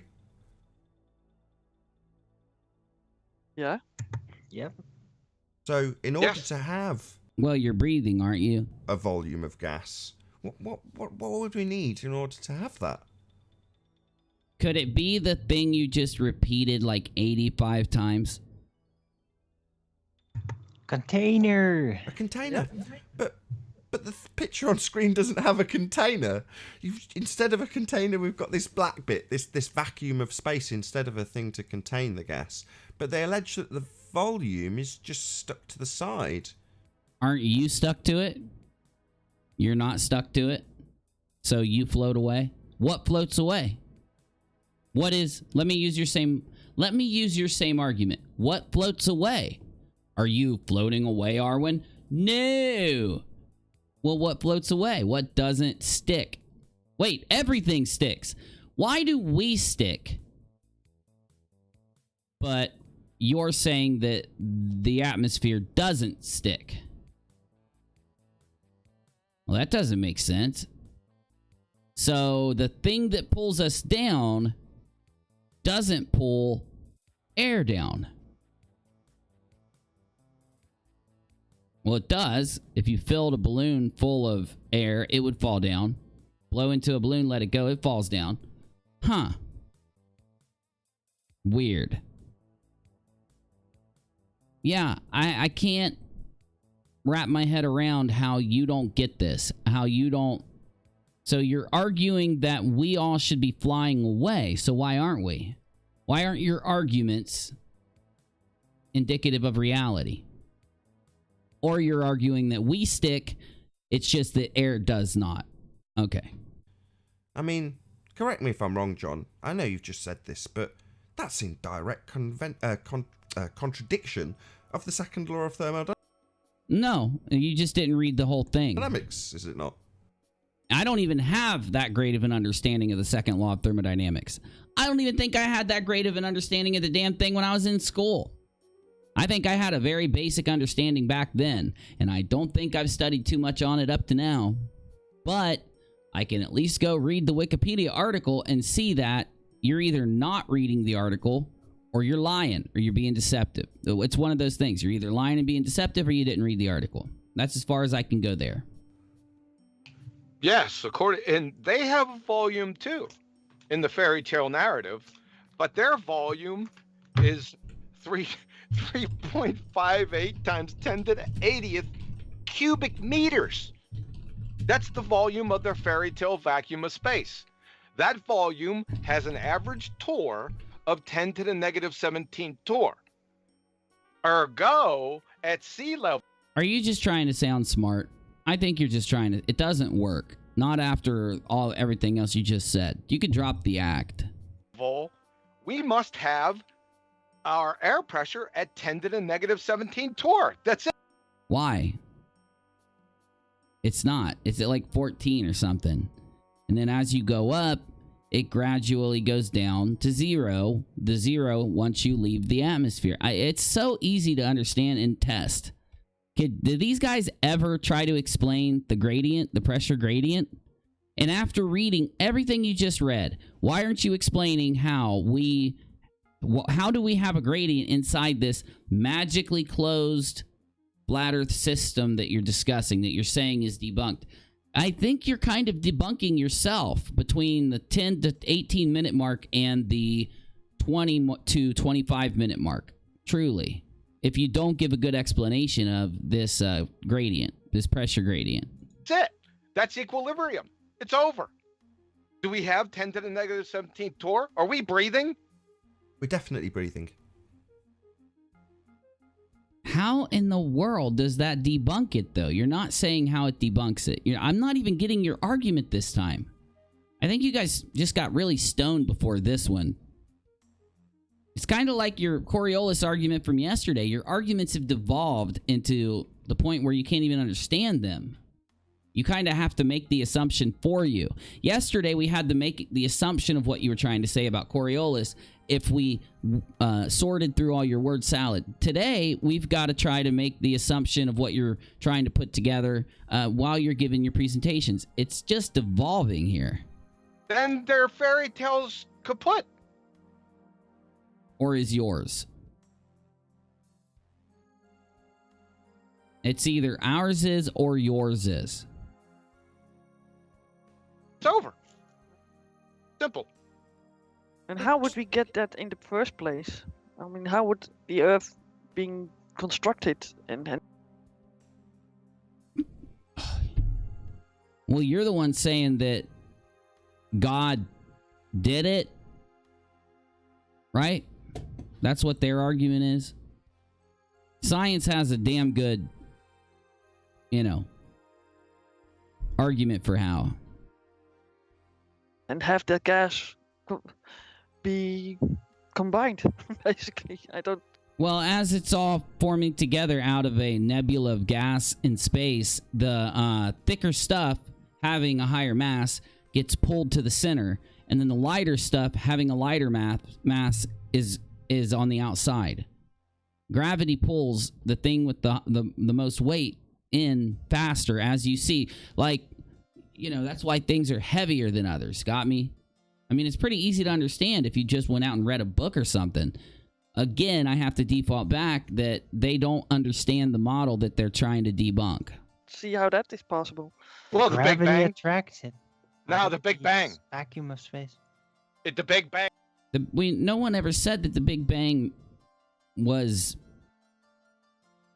directly formed the Earth. It took a lot of things to happen after the Big Bang. Did it. The Big Bang. Okay. I don't Once again, I have to say you're misrepresenting the model. see why that can happen. We'll save that for another show. It's a good You're going to debunk the Big Bang, are you? one. This is all nonsense. Then the idea of this blue ball with gas stuck to the side of it—that's just complete nonsense. This view that nobody's ever getting. None of us are getting it on the panel. Nobody, and I do mean nobody in the audience, not one of you, has ever seen this view. Because, number one, Yes, we have. We see it in pictures and videos all the time that are not composites. And even, I made a great argument when Professor Phil was here. We could take Nathan Oakley into a cave and take an image of Nathan Oakley with the same instruments that are used to image Saturn or image something out into space. And we will get a Nathan Oakley. You know, you're not explaining how these composites are misrepresenting space, when the same process could be used to image you. So do we, if we do, now this is what I want to know. If I take the same manner that we used, whether they used X-rays, whether they used infrared, however they imaged an asteroid or Saturn or whatever he calls, even the Earth, however they image it from space that he calls fake, if we take him into a cave or we turn off the lights and make it pitch black and we image Oakley, is he going to say that Oakley's fake? Because he's saying any image taken in the same manner that we image the Earth and Saturn is fake. I think we need to do that. I think we need to, so that way that Oakley and Quantum Eraser will consider themselves fake. And that way we can save ourselves a lot of time, because then you can't have somebody who's fake arguing the shape of the Earth. And all we have to do to show that you're fake is take an image of you with those methods. It's pretty good idea. Okay, first of all, there was a star bigger than our sun before our solar system formed. I didn't even know that. Don Huffer, do a quick search on EchoStar 11. Let them answer to the 24/7 live feed dish network that had of the Earth for 18. That's a good point. Yes, you brought that up to me before. When I talk to you tomorrow, we'll find that. I want to make sure I check it. I want to make sure I can play it. But no, that's a great one. I'll do that in the video tomorrow that we're going to talk about. Me and Sean are supposed to talk about a video either tomorrow or Monday. I'm going to put that in. That's a great point. What was it called? Do a quick search on EchoStar 11. It was a 24/7 live feed Dish Network had of the Earth for 18 straight months. Exactly. I still want to challenge Nathan Oakley to go into a cave, turn off the flashlights, and image himself with either X-ray or, I know it's a silly thing to put out, but, if he thinks that the composites or if he thinks that infrared images of space are fake, then I want him to start calling himself fake. I do. You can't get that. It'd be really funny. Thelron says, can't we just put them in the dark cave and then not worry about we could just put them in the dark cave and then collapse the damn entrance. That'd be fun too. You can't. They would somehow find a way to live stream. Even if we put them in a cave, bro, even if they didn't escape, I guarantee you they'd find a way to damn live stream and we'd still have to deal with it. Space. It's a second law of thermodynamics violation. The gas we're all breathing would fill the space, and we don't get to go up higher than 100,000 feet if we had infinite funding. So you're never going to get to see this vantage point. It's just a bullshit picture, or in this case, bullshit rotating graphic. Anyway. Come on, Nathan. One day we'll get there. We won't. We can't go to space. Space is fake. Second law of thermodynamics violation. Covering. Wow, it's getting bad over at the Flat Earth debate. Hold on, you got to say that again. Get there. We won't. We can't go to space. Space is fake. Second law of thermodynamics violation. Covering. Well, then how do the rockets launch into space? What's your solution? I've never even heard Nathan Oakley say this. What does Oakley prescribe to? That the rockets go out and then drop down into the ocean like the other flat earthers? What's his excuse? That it's just a big dog and pony show? Even though they put cameras on the damn things? Like, what's his excuse for rockets now? Okay, right. Because he's reverting back in his desperation. He's reverting back to really old flat earth arguments. This is not good for their movement at all. As we speak in this show, the gas, they say, that exists on the bit that we definitely do live on. We do live on something akin to what they're showing here. And we definitely have gas, like they're showing with these clouds here. But if you look, when this cloud gets to the edge, you can see it's right next to space, the vacuum. Well, it would just dissipate. It would just... No, it wouldn't, because of gravity, you ding-dong. Just because you don't like gravity doesn't mean it's not there, okay? Seriously now. You're going to have to do something better than that. Second law of thermodynamics, the cloud should be sucked into space. Game over. No, I don't think so. You didn't even read down into the second law of thermodynamics, and you sure as hell didn't read Boyle's law. What was their argument? Can anyone tell me? What was their argument when it came to the closed system of the Earth or the open system? What did they say it was? Did they say it was an open system? Did they say it was a closed system? Like, what was their opinion? Because I know they just draw these opinions, and they're better than all the they're better than all the scientists out there, Just dissipate immediately. And as John says, we'd all be at 10 to the minus 17 torr at sea level because it would reach an equilibrium. But we're not, and there's a gradient. And just by simple thinking, we know that the gradient would go up until it hit zero, and or very close to it, because it would just exponentially get less and less. So yeah, what about what we can observe, Nathan? What about what we can see with our own senses? The pressure gradient. What about what we can measure with our own eyes and our own ears and our own stuffs? It would try and dissipate until all of its energy was dispersed equally into the never-ending vacuum of alleged space that we can't. This is a bad argument, bro. Possibly this is an elementary argument. Have, because the gas we breathe is definitely here, not dispersing into the lower pressure. So, Nicholas Edwards, it does not violate the second law of thermodynamics. The Elmings, I have space, I have gravity, I live on a spherical Earth, and you cannot change that. Michael Sullivan, I believe I can fly.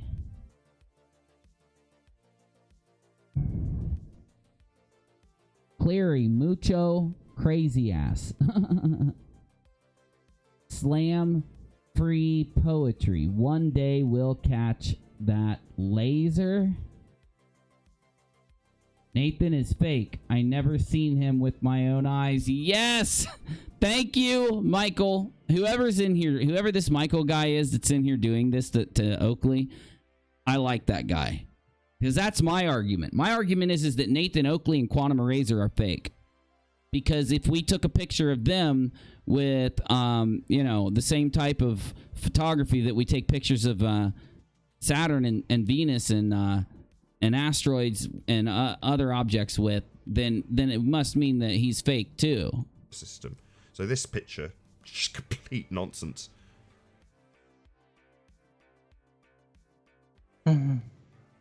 Yeah, I mean, what more can we add? Yeah. What? You could add the truth. You could get the globe model right and then explain how it's wrong. That's what a real debunker would do. What I most object to is the actual visibility of the stars. This would never actually look like this if you'd be at any high position. Why? Why is that? And, who knows how far up you can go? Well, yeah, exactly. If there was a container, why can't you launch something yourself to hit the container or film the container? Why don't you prove it? Why don't you win yourself the Nobel Flurf Prize? Whatever type of barriers and obstacles are up there, maybe we could go higher eventually.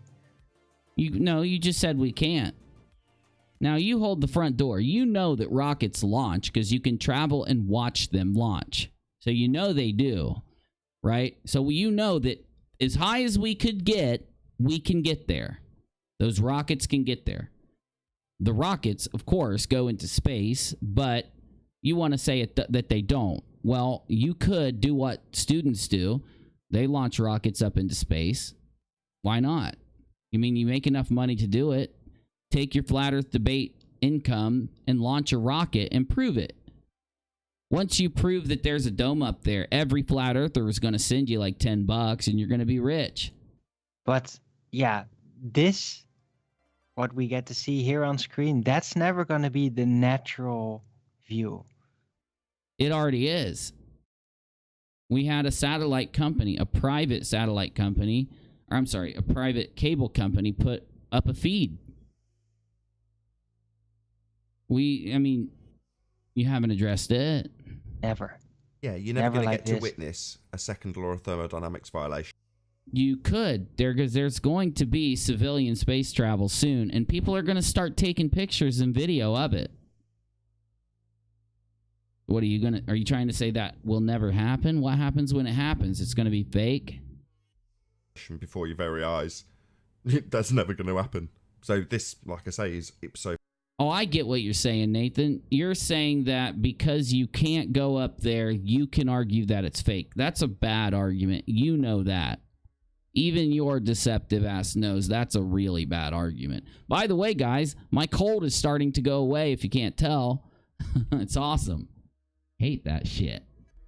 What we got? If space was possible destination, NASA wouldn't need to still fake their missions 50 into their programs. You guys haven't proved that they've faked anything. You've been debunked every time. Claim that you have studied physics. It won't end well for you. Please don't try to claim you've studied physics from reaction mass. De facto fake because you cannot witness a second law of thermodynamics violation. If you could, it would no longer be a natural law. Right, but... Well, you have to accurately represent that law before you can make that argument, and you haven't done that yet. But to be fair, even with the balloon footage, when you go really, really high up, the outlook of it does kind of have this bluish, low to the ground type of color, and then the rest of the sky becomes black. See, this is how you know that Arwen is just a sheep. Because Arwen's willing to sit up there and be like, Nathan, though, what you're saying doesn't make sense. Even our balloon footage looks like it should look. And if our balloon footage just isn't high enough to, get a good, clean picture of it all, then how are you saying it? Yeah, keep going, Arwen. How about you think through this? Why don't you wake up? How about you Oakley yourself for a week and instead go hang out with Globers for a week? You'll never go back. You'd probably get a lot of subs. You'd probably get a lot of views. A lot of people would probably go and watch you talk about how you left the Nathan Oakley cult and how he got you in it and how he used you and how he manipulated you. You'd get way more views there. You'd probably get 10,000 subscribers, Arwen, if you just broke away. You don't even have to leave permanently. Do it a 2-week test run.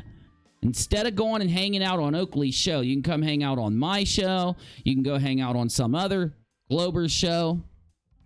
Go find another show, daily live show to go hang out on.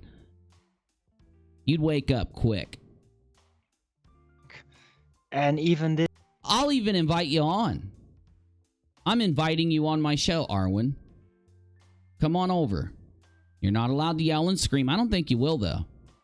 I want to sit here and go through all of Professor Dave Explains videos, his 3 videos, and then I got 2 other videos that I want to go through with you. Sit down with me on DLive, or I'll even do it on YouTube if you want. We can go through those, and you can either explain how you still have a belief in the flat earth after watching what he said. We need to get one of these guys into a stream and play Professor Dave's videos. They won't be a flat earther afterwards. And this is a crazy 3-man version of the Abbott and Costello, but it's a who's on Flurf. There you go, bro. Give Sean Hufford a wrench. Doesn't Sean have a wrench? Sean had a wrench. I don't see Sean. Sean has to type and I'll give Sean a wrench. Flurfs are terrified of the day that space tourism becomes reality. Why? Game over. Yeah, but they'll deny it. It'll take a while for a lot of people to go and actually take the flight. At first, it's going to be expensive. Space tourism will be expensive at first. Just even a flight that goes up and then comes back down. That's going to be pretty expensive. Once it gets a little... Whoa, thank you, Tony. Once it goes a little bit further, though, and it becomes cheaper, then they're going to have to... They're definitely going to say it's fake at first. Oh, that video's just Photoshop. That video's just After Effects. And it'll be like, people riding on the damn space tourism plane or whatever, if it's a plane, I don't know. Yeah, all he has to do is type. There we go. Well, I got you, Sean. Hold on. Let me just click a button and you're good. Bing bong. There you go, buddy. Sean is in the chat now. Got it, my friends. Yeah, I thought I'd given Sean a wrench a long time ago. He just must not have been in the chat while I was looking or something, or I wasn't thinking about it when he was, so he's got it.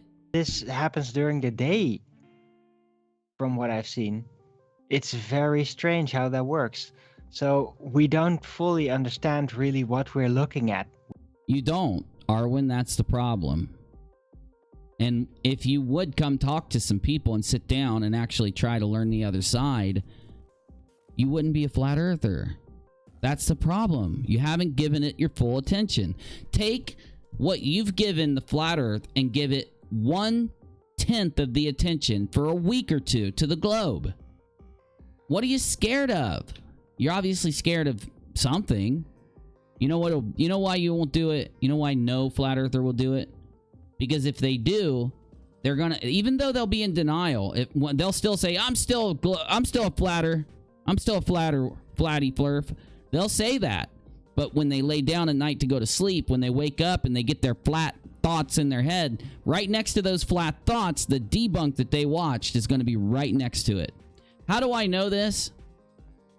Because when everyone came to me years ago and said, you got to cover the flat earth, UNIRock, you got to cover the flat earth. I went out and watched the flat earth videos, but every video I watched, I then typed in whatever concept it was with the word debunked after it and watched the rebuttal. And I saw that, yeah, they're telling me that boats disappear from the bottom, but I can go here and see that they lied and they played some tricks with their camera. They went up every time that they zoomed back in on it, they went up the beach. Or they were 300 feet up while they were zooming in on different boats. And it doesn't work like that. The higher you go up, the farther you see. And there's a reason why they kept bringing the boat into focus. Then the flatties had to respond by, zooming in on boats from the damn beach, but, making sure that they stopped zooming at a certain point. It's like, why not keep zooming? You just said you could zoom in forever. You got a really clear day. Keep on zooming, dude. What are you doing? Why does it look like everything you zoom on goes over the curve? Because it does.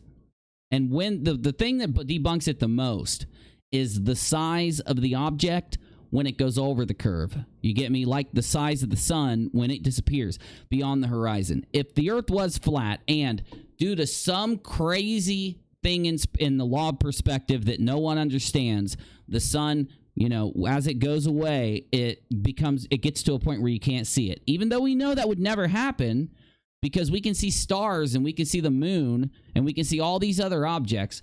When the sun goes down beyond the horizon, it would be much smaller if their bullshit was true. You get me? For the sun to be as big as it is when it does dip below the horizon proves that, they got it wrong. With this high altitude footage, because, we don't understand. This isn't high altitude footage. This isn't. This is a fucking computer rendering. And the nature of the heavenly bodies, including the sun, where this light is coming from. We know what it's not. Absolutely. Now look, Quantum Eraser and Oakley are gonna get pissed. Arwen's not supposed to talk like that. Arwen's starting to try to make some sense out of things. Wonder what Oakley and Nathan are gonna do. Absolutely. It's Took not the a words out of my vacuum. mouth. Absolutely. Agreed on that. Definitely, absolutely. The Earth realm, it's all gas, all of it. In a gradient, absolutely, but it's all gas pressure. And wait, what? You just went through these laws that said that there won't be a gradient if there's a container. That there will only be a gradient if there is not a container. What are you doing here? What's going on here? And there is a container somehow. Yep. Absolutely. Yeah, All right. I just want to reiterate what John said. Sorry to cut you off, John. We know what it's not. So, yeah, at night time, I can see the black bit, Arwen. Wouldn't you agree? And I can tell you Yeah. for absolute certainty, with absolute certainty, it's not a vacuum. And equally, it's alleged that what is claimed to be celestial bodies, physical bodies in the sky, i.e. they have mass or they are gas in a vacuum also, but we maybe or maybe not get into that, we shall see. Ultimately speaking, bodies, physical, and equally, it's alleged with absolute certainty. And I can tell you for absolute certainty, with absolute certainty, it's not a vacuum. And equally, it's alleged that what is claimed to be celestial bodies, physical bodies in the sky. Oh yeah, he's giving some crazy flat Earth rhetoric over here. What? Did this air on Oakley's channel, or is this old? Because he uploaded this 6 hours ago. Well, when I started the stream, 6 hours before I started the stream. Because Oakley doesn't talk like this anymore. I.e. they have mass or they are gas in a vacuum also, but we maybe or maybe not get into that, we shall see. Ultimately speaking, when you're in the daytime, it's alleged to have the same stuff in the same place. I.e. when you look at the blue sky of the day, that's also a vacuum. You're just looking at the daytime version of the vacuum of the sky. Well, no, it isn't a vacuum. So it doesn't matter how high I go, the black bit is not a vacuum. Neither is the blue bit. None of it's a vacuum. What? Because if it was, the gas would fill it. He does. This dum-dum thinks that vacuums suck. So if that's the case, then how are there any stars out there? If that's the case, how are there any nebulas? How are there any galaxies? How are there any stars? You're saying there's not any of those things. So what do we see in the sky? Instantaneously. It's crazy. You're acting like it sucks. It doesn't suck. You need none of this makes any damn sense, y'all. Yeah, and don't let this next point be lost. If the medium is not what they say it is, if it is not a vacuum, then all bets are off. Everything that you've claimed that exists in that vacuum is baloney. So you got it. No, you don't, because you're obviously misunderstanding what a vacuum is. Come on, it's just the outer gas. It's no longer outer space, it's outer gas. No. What in the hell? No. They'll fill up with air. It's the outer gas universe, guys. Come on, it's a whole new approach. That's just your Just So fiction. story. Let's not confuse the audience. No offense, Alwyn, with the new Just So story, even if it's for sarcasm's sake. Because ultimately speaking, this is the linchpin of their religion. No, it's not. You can say it as much as you want, but... So it is fundamental to their religion that the sky is a vacuum. That's fundamental.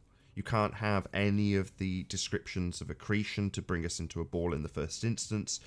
Literally, I could go on and on and on. But why not? We know that things are attracted to each other. We know that if you got some dots attracted, let's say you got 1 million dots, once they all come together, what shape is that going to make? A circle. That'll make the little tiny like asteroids and shit like that. And if you got a shit ton of stuff that all comes together, you got an Earth. If you got a boatload of junk that comes together, then you got a sun once it all compacts together so much that it ignites. It's simple, bro. You're denying gravity. I get it. I've listened to you enough to know that that's why you say these things, to deny gravity, but still. The entire... How come Sean Heffer doesn't... I just gave him a wrench. What are you talking about? What do you mean? Sean just got a wrench. He still doesn't have a wrench because I just gave him a wrench. Yeah, he's got a wrench. Crazy. entire thing falls apart at the seams when you say, literally with your head nodding up maybe 45 degrees, vacuum, you say? They're really misunderstanding what a vacuum is, aren't they? So Nathan thinks that a vacuum has some kind of force to it that pulls everything in, right? That's the end of their religion. Yep. Game, set, match. It's over. QE is so... Oh, man. It is peak stupidity. It has to be. Like, really? You're not going to leave any room that you guys have misinterpreted this. That you're denying gravity, and because of that, it's causing you to not understand any of the other model. Because you can't debunk the model if you don't understand the model. You obviously don't. You're not even really describing what a vacuum is here. Let's pile on. There's a bit more. Please. Okay. Please pile on. What else you got? Oh, you got another presentation. This is solid gold. You got another one? There's 2 more, 3 more, 4, 5. You got to be kidding me. 6, 7? That's a long one. It's got pictures. I can't wait. Cool. Oh, yeah, we've got more. Okay, you're up. Okay, let's go a little over some containers and gas pressure together. From sciencelearn.org. Sciencelearn.org. Sciencelearn.org. Sciencelearn.org. Yep. Solids, liquids, and gases. And then he has duh written under it. How much you want to bet I can pull this up? Science Learn. What is it now? Solids, liquids, and gases. Oh, it auto-completes. Oh! Bam, baby. All right. I'm going to follow along with you. Quantum Eraser. I'm going to follow along with you. The atoms and molecules in gases are much more spread out than in solids or liquids. They vibrate and move freely at... You are literally at like a 4th grade level, if not lower here. Come on, dude. high speeds. Why are you teaching adults this stuff? They're supposed to learn this in school. They need to change the name of this channel to Flat Earth Elementary.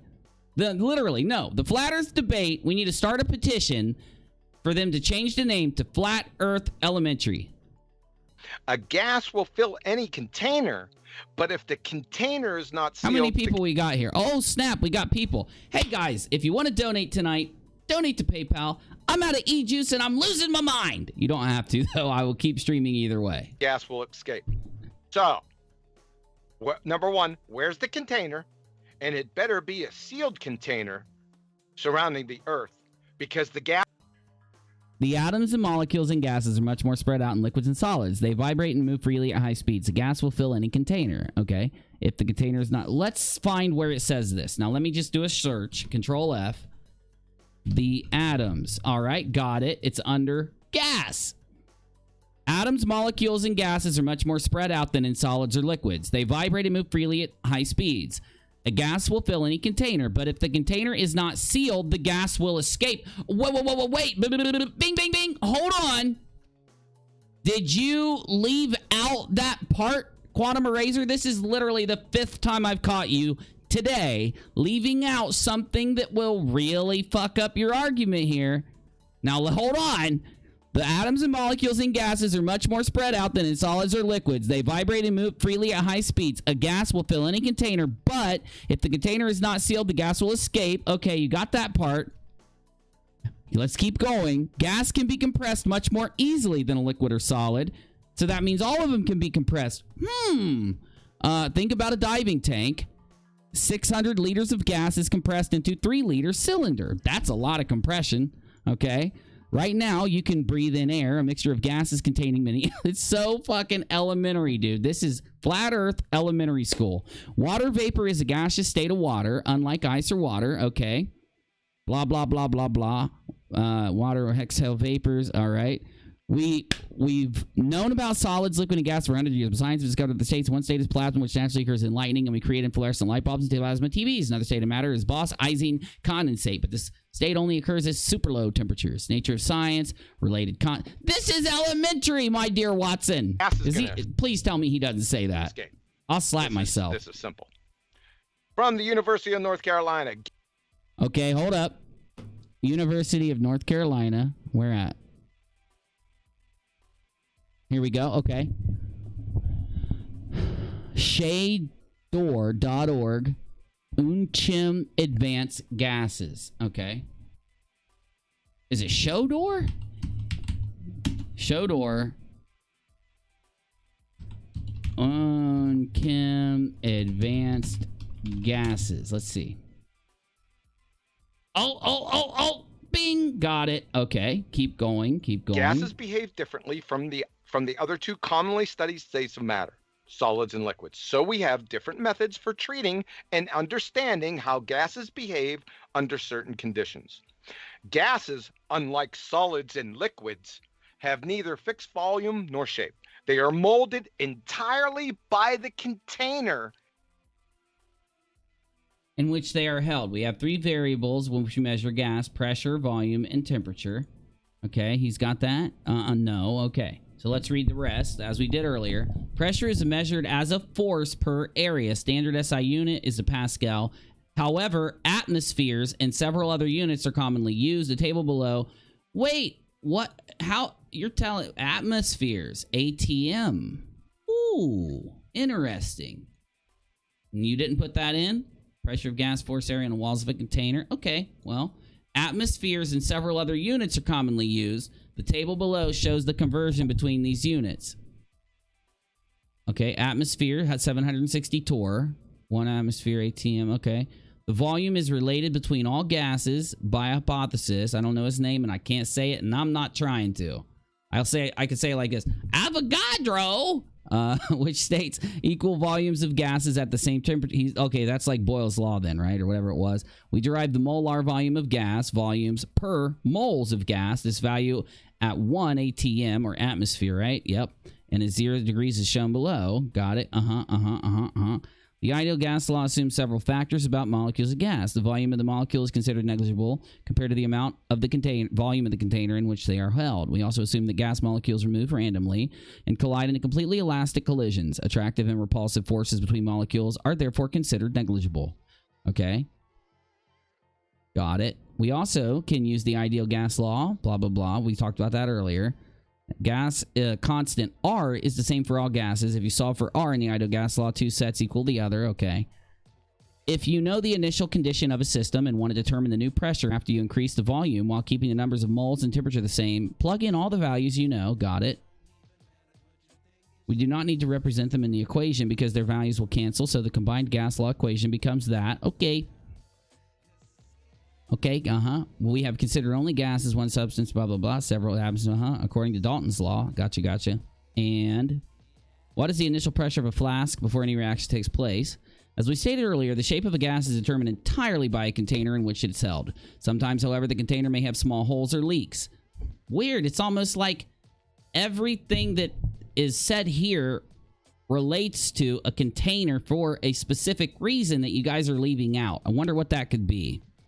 We'll get there. We use Graham's law to represent relationship between... Okay, we don't care about that. We consider ideal gases to fit the assumption of ideal law. Okay. And a practice problem. We don't need that. In which they are held. From Elmhurst University again, the pressure of a gas is the force the gas exerts on the walls of its container. Okay, chemistry.elmhurst. I know this is boring, but I'm doing this for a reason. Chemistry, Elmhurst, got it. We want the chem book and 180 pressure, all right? Oh, there we go. Okay, now let's take Quantum Eraser's sentence and find it. The pressure of a gas. Got it. All right. So let's see what he says. From NASA. He skipped it, so let's see it. Let's see. All right. The pressure is a force exerted by a substance per unit on another substance. The pressure of a gas is the force the gas exerts on the walls of a container. Blowing into a balloon expands because the pressure of the air is greater than the inside of the balloon on the outside. Pressure is a property which determines the direction in which mass flows. If a balloon is released, the air moves from a region of high pressure to low.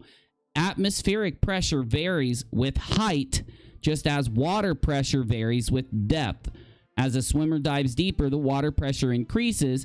As a mountain climber extends to higher altitudes, the atmospheric pressure decreases. His body is compressed by a smaller amount of air above it.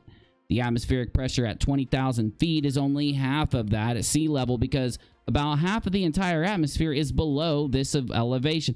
Well, damn, Quantum Eraser. Again, we have your source debunking your argument. Again. So I'll take back the last one because, you know, it was only like one paragraph. But I'll give this as your fifth one. Okay. One more time, let's rewind and let's see what he did here. Cherry picking. From Elmhurst University again, the pressure of a gas is the force the gas exerts on the walls of its container. From NASA. So, his one more time, and we've already caught him several times tonight. One more time, this is what he did. He just read, the pressure of a gas is the force that it exerts on the walls of a container. So I will highlight that red. He stops there. Why in the world didn't he keep reading? Well, he didn't keep reading because it debunks his damn argument. Thus, this is another instance where we've literally caught Quantum Eraser cherry picking in his argument. Honestly, the very first thing he says, all we did was go and look at the page he pulled from and see that he stopped purposely because of this reason for people that weren't here. He says, and he starts his presentation off and reads this, does a lot of stuff like container, Quantum Eraser. Okay? So then he keeps going. In his second presentation, he reads this and says, container, volume, Quantum Eraser, the Terminator. Okay? But if you notice, he skipped this.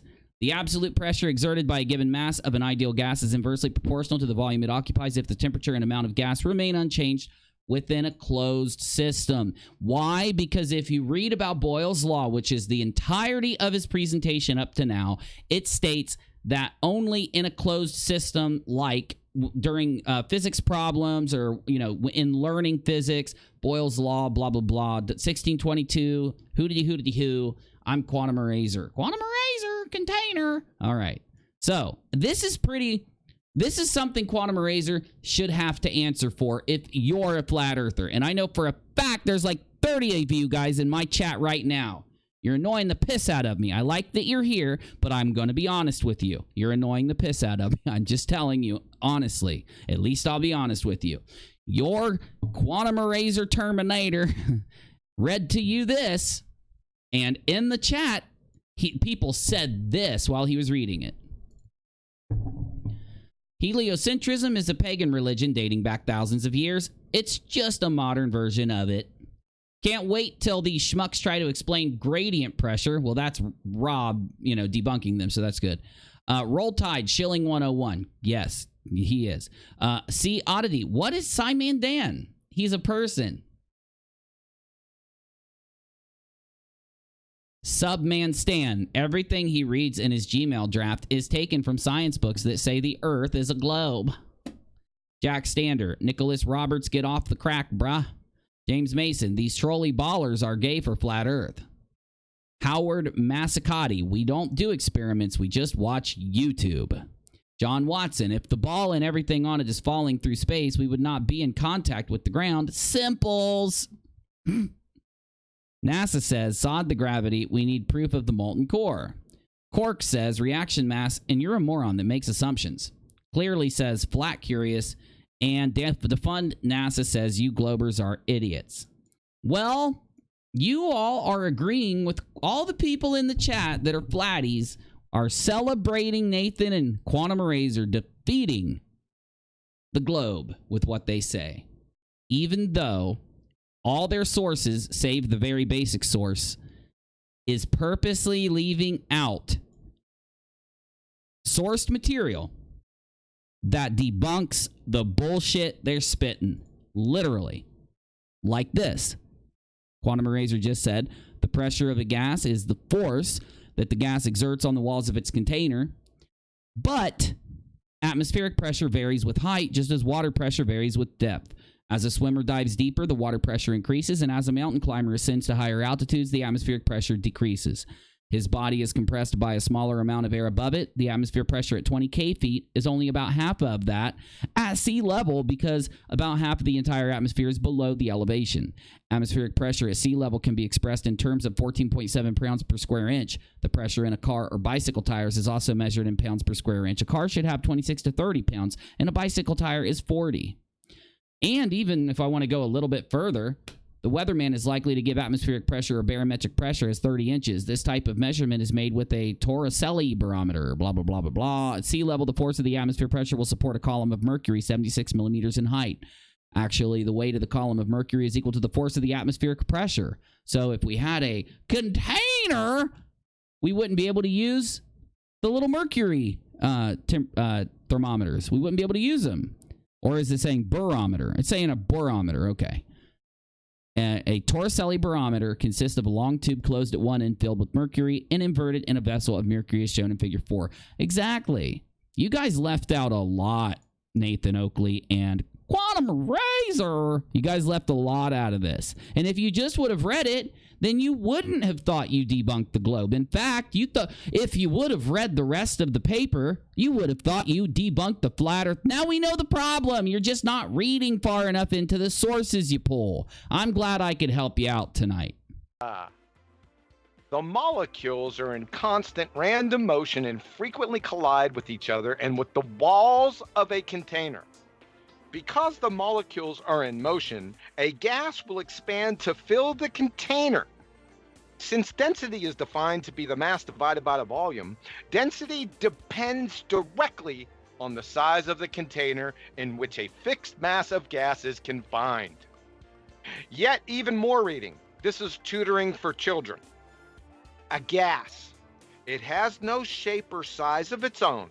It takes the shape of its container and occupies the space given to it. All right, couple seconds here.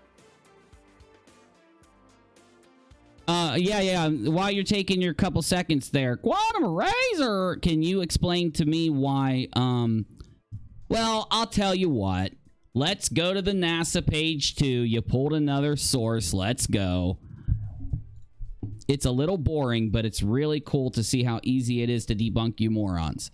Okay. GRC, NASA, Gov, www, K12, K through 12, airplane, what is it, Fluden?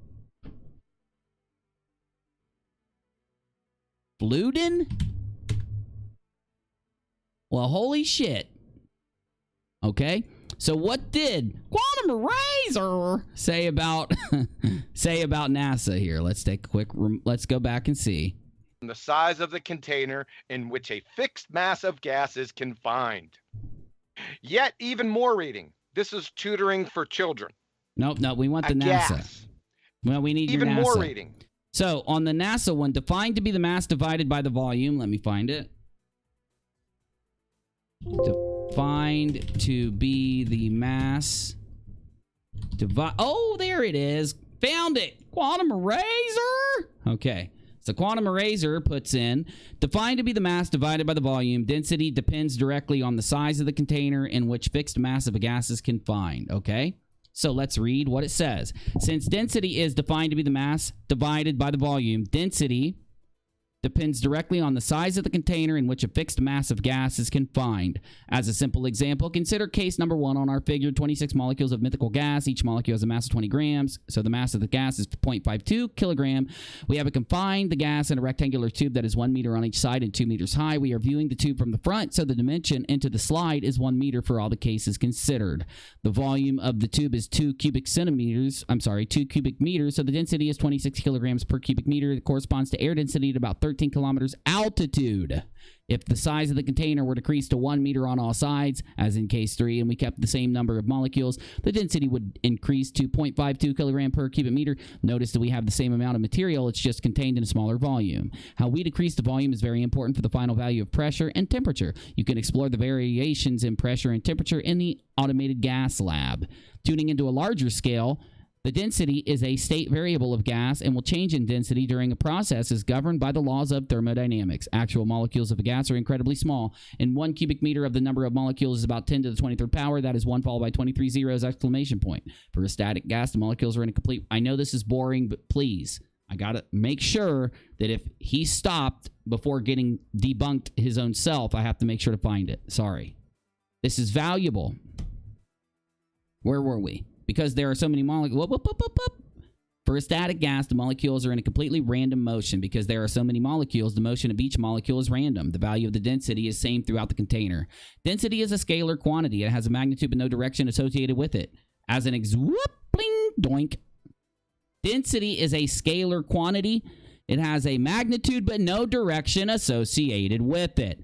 Now, Quantum Eraser, did you purposely not read down a few sentences because you knew that there was a sentence in your source that debunks your argument against gravity, which Oakley and you use the argument that buoyancy and shit is the force, not gravity, and that's why all of this craziness is possible. You did it again. Another example of where you stopped quoting your source at a certain point because you knew it would debunk one of the arguments you've argued. And here is the evidence. Here's the proof. I'll even frickin' invert it.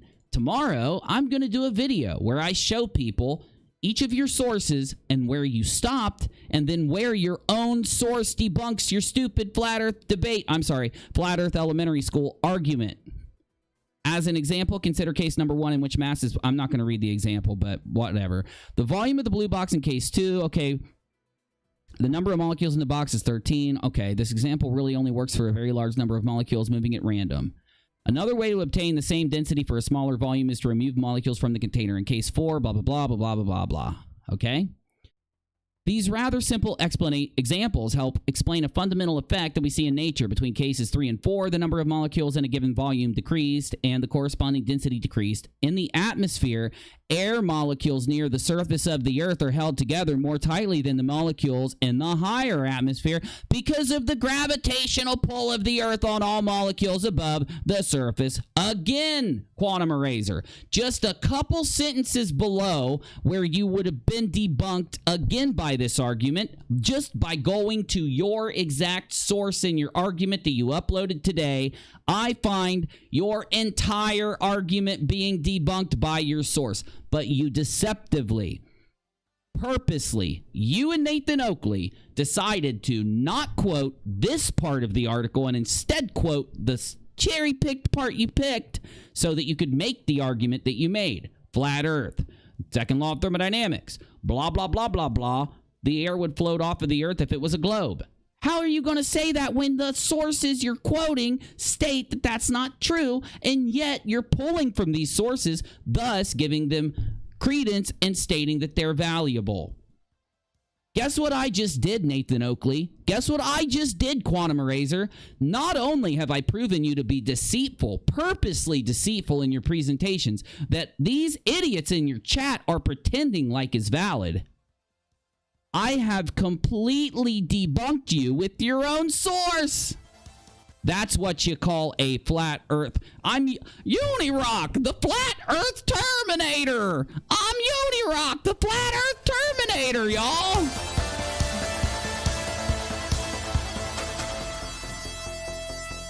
Ha ha ha ha! Got ya.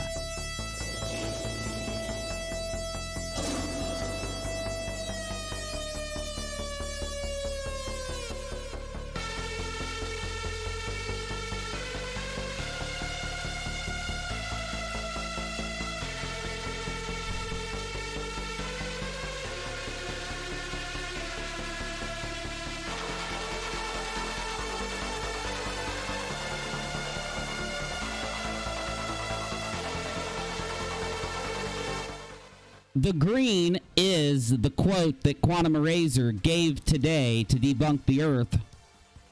The red is the part of his own source that fully debunks him. And the second red is even more of his source that debunks Nathan Oakley's full argument, along with Quantum Eraser. Both of their full arguments Completely debunked.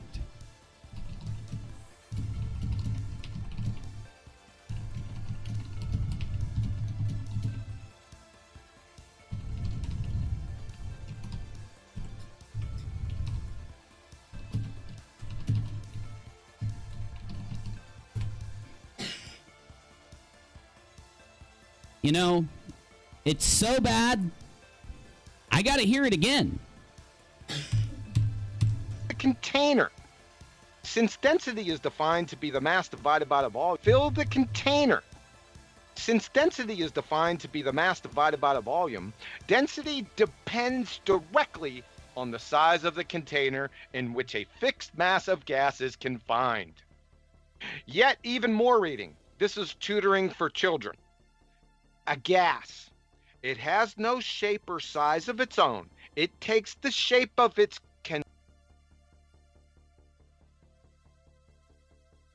Got to go back a little bit more.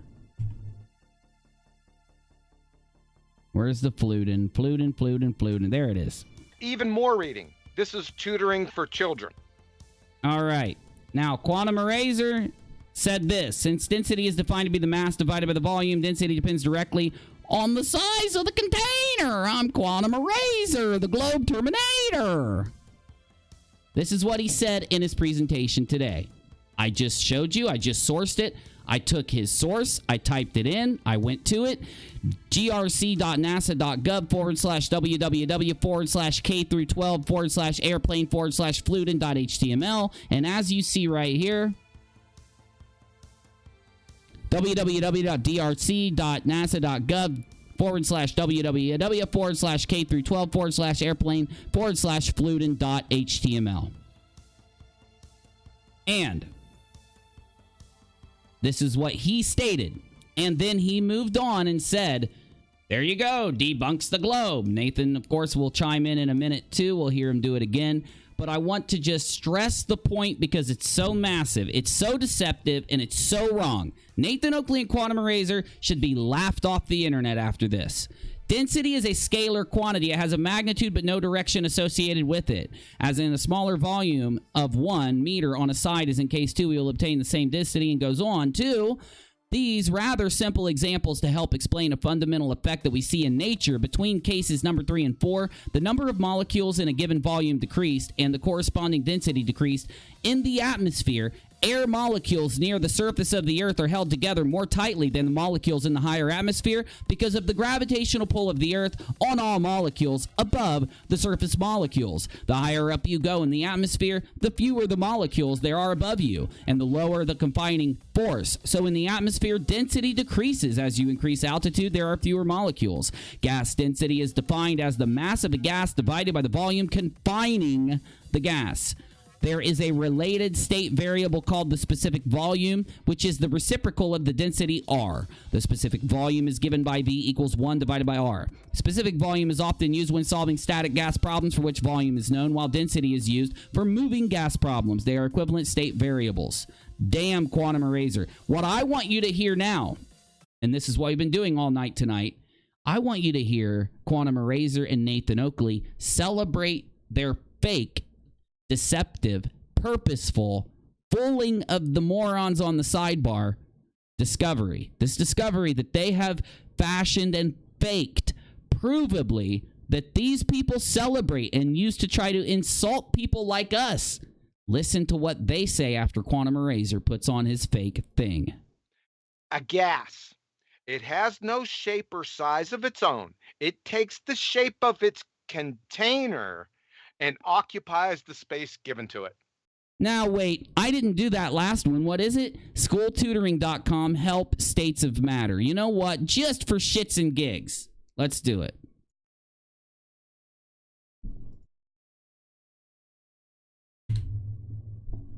All right. School tutoring. What's the next one? Help states of matter. Got it. Gotti. So next up, here's what we do, and this is what we've been doing with every example that Quantum Eraser has given. All of them have debunked him. We hit Control F and we type what he wrote. Gas, it has no shape or size of its own. So we'll see. Well, shit, I can't even find it. Here we go. Let me search the word gas. Gas, it has no shape or size of its own. Music busy as I debunk this fool. It has no shape or size of its own. It takes the shape of its container and occupies the space given to it. That's what Quantum Eraser just read. Well, let's see what else it says. Air around us is a mixture of gases. No collar, particles of gas loosely packed as they have, excuse me, very weak force of interaction. Very weak force of interaction. That's not what they explained, but I won't be nitpicky. The diagram below shows the interaction between the particles of 3 forms of matter. These 3 forms of matter can be changed from one to another. Solids can be transformed into liquids. Liquids can be transformed into solids for freezing. Solids can be also changed direction into gases through the process of sublimation. Liquid can be transformed by gas by vaporization. Gas can be compressed to a liquid. Yeah, nothing else there. Another very... Well, let's read above it, though. Who knows? Matter is anything occupies a space. Oh, this is literally just the most basic... What is this? Like, literal 2nd grade? This is 2nd grade. That's why. So we'll just stick with the last one. This one, Quantum Eraser. You're a... What is this called? Hey, guys. What's it called when Quantum Eraser and Nathan Oakley grab a source, cherry pick a sentence... but don't go down to the part that debunks them? It's pretending. And who does pretending of this magnitude? Clowns. Clowns do. It's clowns' jobs to pretend, and they would only be the ones that pretend to this magnitude. Well, I think that factually I've just proved that Quantum Eraser and Nathan Oakley are pretender clowns.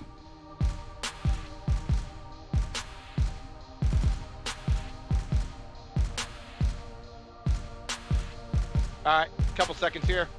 Okay, now, they're taking a couple seconds here. I'm going to just put this right here so we can see what it's just a little reminder. Now, we're going to hear them and see what they say, even though they are deceptively wrong, purposefully wrong, lying to their audience to get the donos.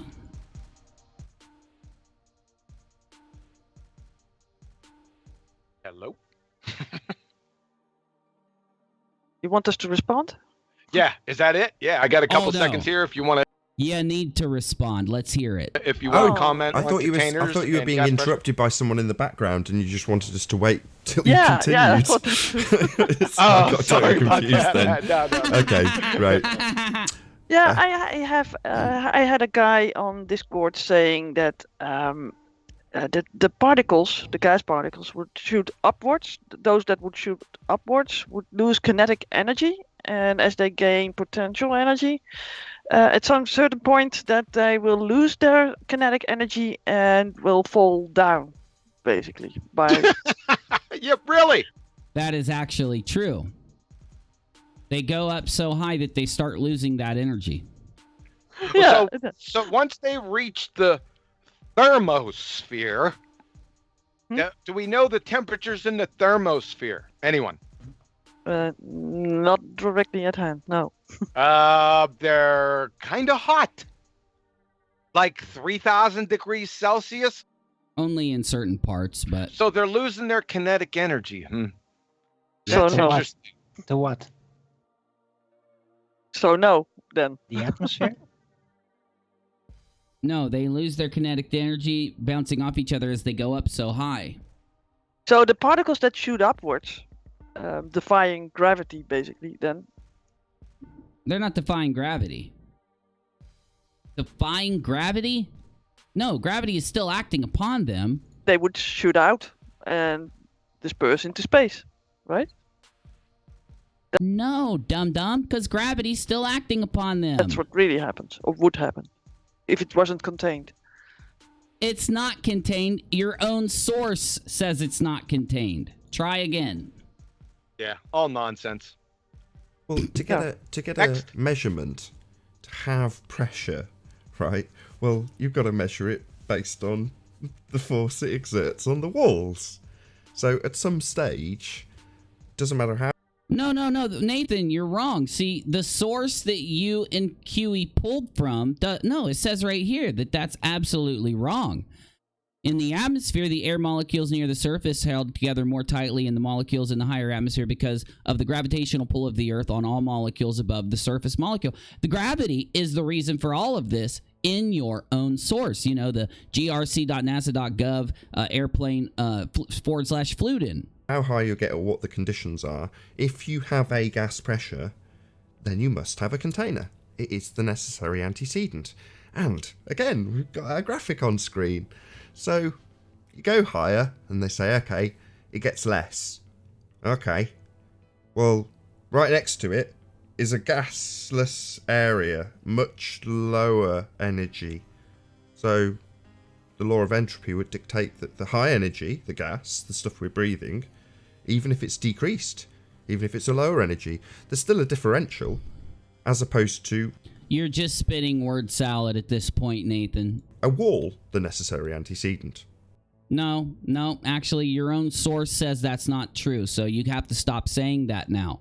You have to stop this whole argument. The sources you are pulling from, all of them, except for the ones that were like first grade level, any of them that were 12th grade level, 10th grade level, anything above like the 3rd or 4th grade level, state this about the atmosphere and gravity in your own sources. You just cherry pick from them. So therefore, you have to honor this. You have to be able to go and say, oh, Flat Earth community, I'm sorry, you know, you just made a video about Simon Dan coming into your chat. That's nothing compared to you guys literally lying from your own sources. So now you must do a video that says, hey guys, I messed up here.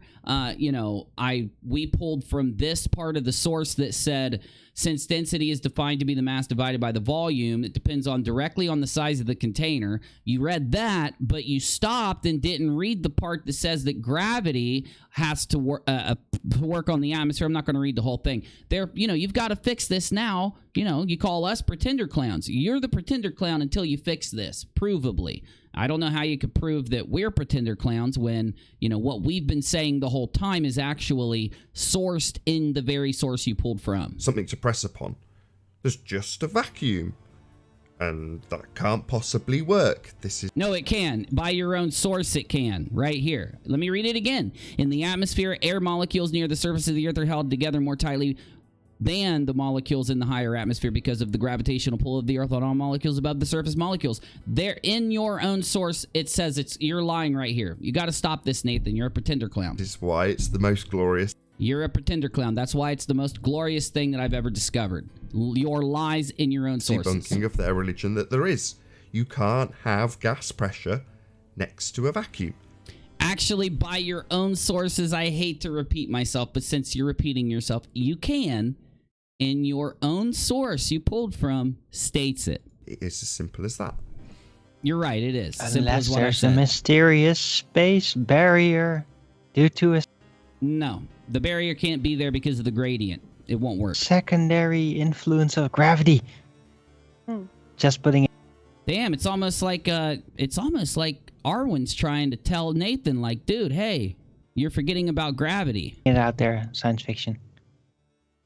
Well, but with this kinetic energy, with these particles shooting up, I mean, why would they... They're not shooting up, they're bouncing off of each other. You guys said this yourself.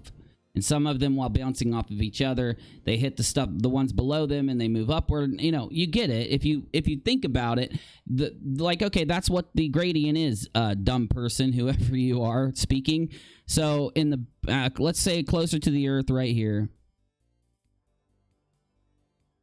you've got, let's say the green is, you know, there's like a bunch of, there's 14 psi, and as it goes up, it gets less and less, of course, right?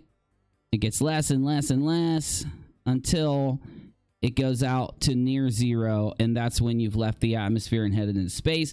Ironically, also, that's where the gravity stops having as much of an effect. Why?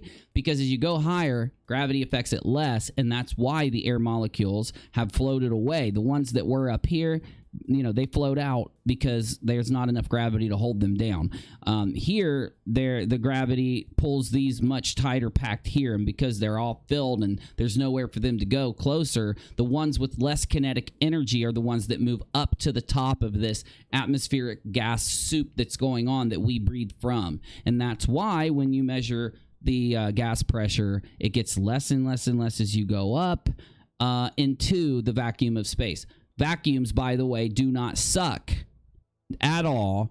It's an insane argument. It makes no sense. You obviously didn't study the second law of thermodynamics enough to know that.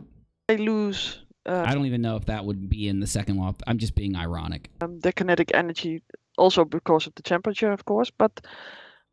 No. This just shows how much you don't understand the argument. I mean, we have these Newton laws, right? Where something in motion will stay in motion until it's being deflected. Oh, no. Yeah, they bring that up.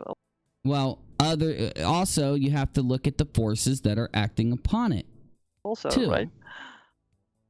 Well, considering the forces acting upon But it. then that would help, I think, that you have these walls of the container, so these particles will press on the walls. So you have to have an upper wall, basically. No, you do not. Your own effing source says it. You should have kept reading, dumb person. Ceiling, somehow.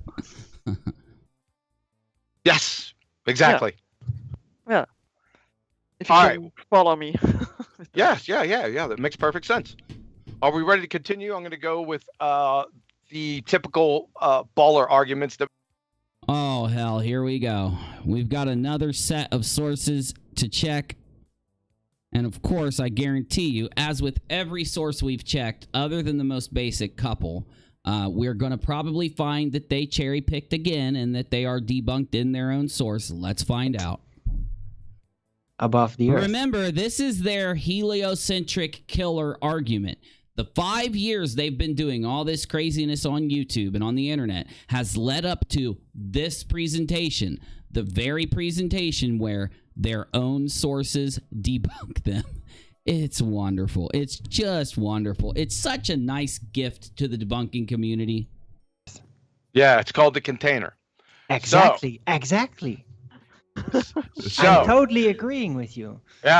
And that's why you're a dum-dum, Arwen. I got you. So, we want to move on to the typical ballers claims. We've all heard these, but let's go over them. Cool. Yep. Run. So, the challenges to gas pressure needing a container from the peanut gallery. We all hear this. Oh, no, you're wrong. See, it didn't come from the peanut gallery. It came from your own sources. You just misrepresented those sources. This is my favorite, I'd have to say. So, the ballers claim the Earth is a containerless, open, pressurized system. Their evidence for this claim? Walk outside. No, that's a lie. You're lying again. I don't even have to source you on this one. That's not our evidence. I mean, you got to be kidding me. This is the Elmer Fudd circle jerk of the millennium. Mr. Magoo is blushing with Whoever came to your stream and gave you the argument, walk outside, I doubt that they did, unless you cut them off while they were saying, walk outside and do these things. You probably muted them after they said walk outside, but before they said the things you need to do outside, and then you kicked them out after you yelled at them. That's what happened here, QE. this. This is walking outside isn't evidence. Your claim, you have to support your claim. And that's why we don't make those claims. You're just lying. Right? Not just walk outside. That's no evidence. I mean, this agree. is a begging the question. It's a circle jerk. That you are putting on. So I don't know, people. You better come up with something new. No, we don't have to come up with anything new. In fact, we can just reference the same sources you used. And I'm not going to stop rubbing this in your face. It's going to be a little boring, but I'm not going to stop rubbing that I took your own source, scrolled down 2 scrolls, and found information that completely debunks your argument. Sorry, you're not living this one down, pretender clown. Quantum Eraser! This is It's second graders would laugh at this. They would. They would. Once they realized that you cherry picked out the source, they'd laugh. Yeah. Do I need to stop here? I mean, this. Yeah, well, come they on. say, Yes, well, please show us do. the container. You then. do need to stop. That's also what We they- already. No. We are saying there is no container, and we're using the laws and the examples to prove that there isn't one. Then we're sending rockets up. We're taking pictures that aren't composites. We're taking video that's not composites. There's many things that we're doing. You're just misrepresenting them as you misrepresented your own source. We went over that just a few minutes ago. Yeah, The well, they want necessary to see for- it. Yeah, I know. You don't have to see it. I don't need to see the cow if I have a ribeye. Wait a minute. Does this say what I think it says? You wrote onto 1996 MS Paint the tantamount to the wind is generated by black holes interacting with dark energy. Evidence walk outside. Really? On my plate. I don't need to see it. If it's already established that ribeyes come from cows, then I never have to see the cow. If I see the ribeye, the cow must necessarily exist.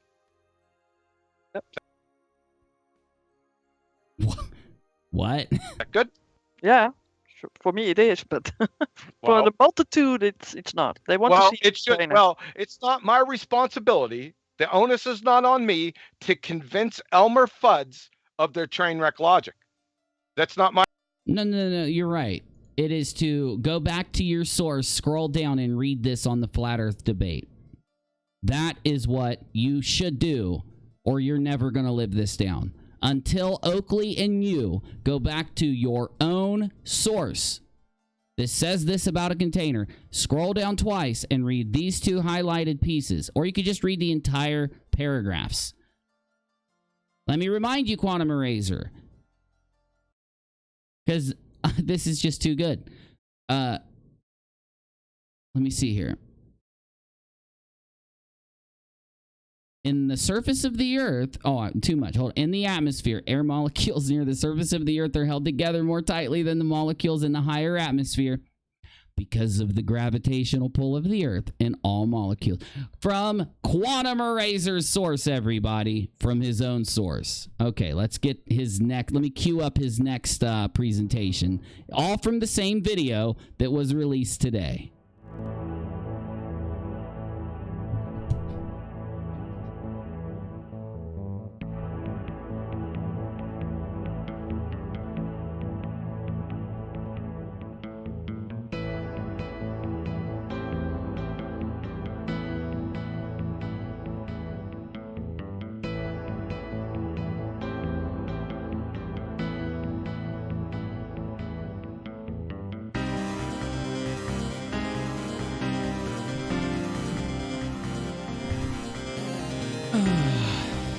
Here we go. My problem. They need to fix that. Yeah. All right. We need to do what now? Oh, we need to do what now, my friend? Absolutely. Just one more thing to add. So, this is the part of the debate again which lends me to expressing this repeatedly, that this is a glorious, glorious debunking of. Oh, you're right. You're right about one thing, Nathan. This is a glorious, glorious debunking that I just discovered tonight. Yes, this is a great, glorious, glorious, glorious debunking. It's one of the best ones I've done. That's yes. Heliocentric system, because all Well, no, of your argument, they but can do in terms of their evidence, any demonstration will never be forthcoming of a second law of thermodynamics violation.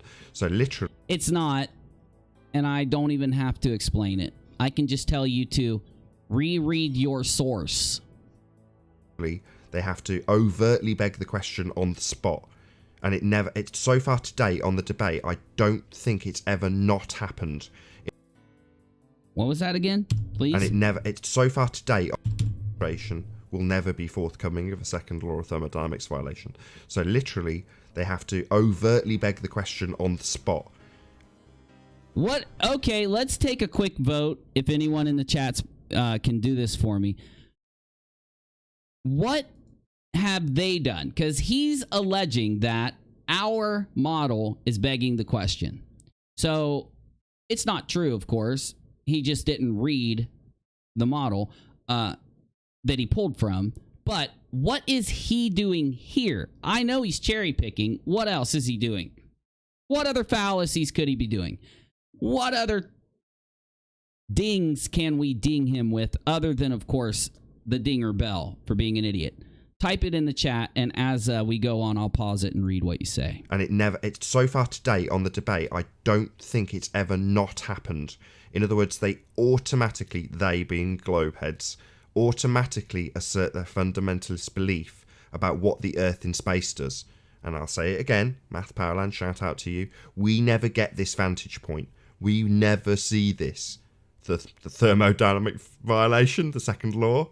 Yeah, we don't get to see this. We're never going to get this vantage point.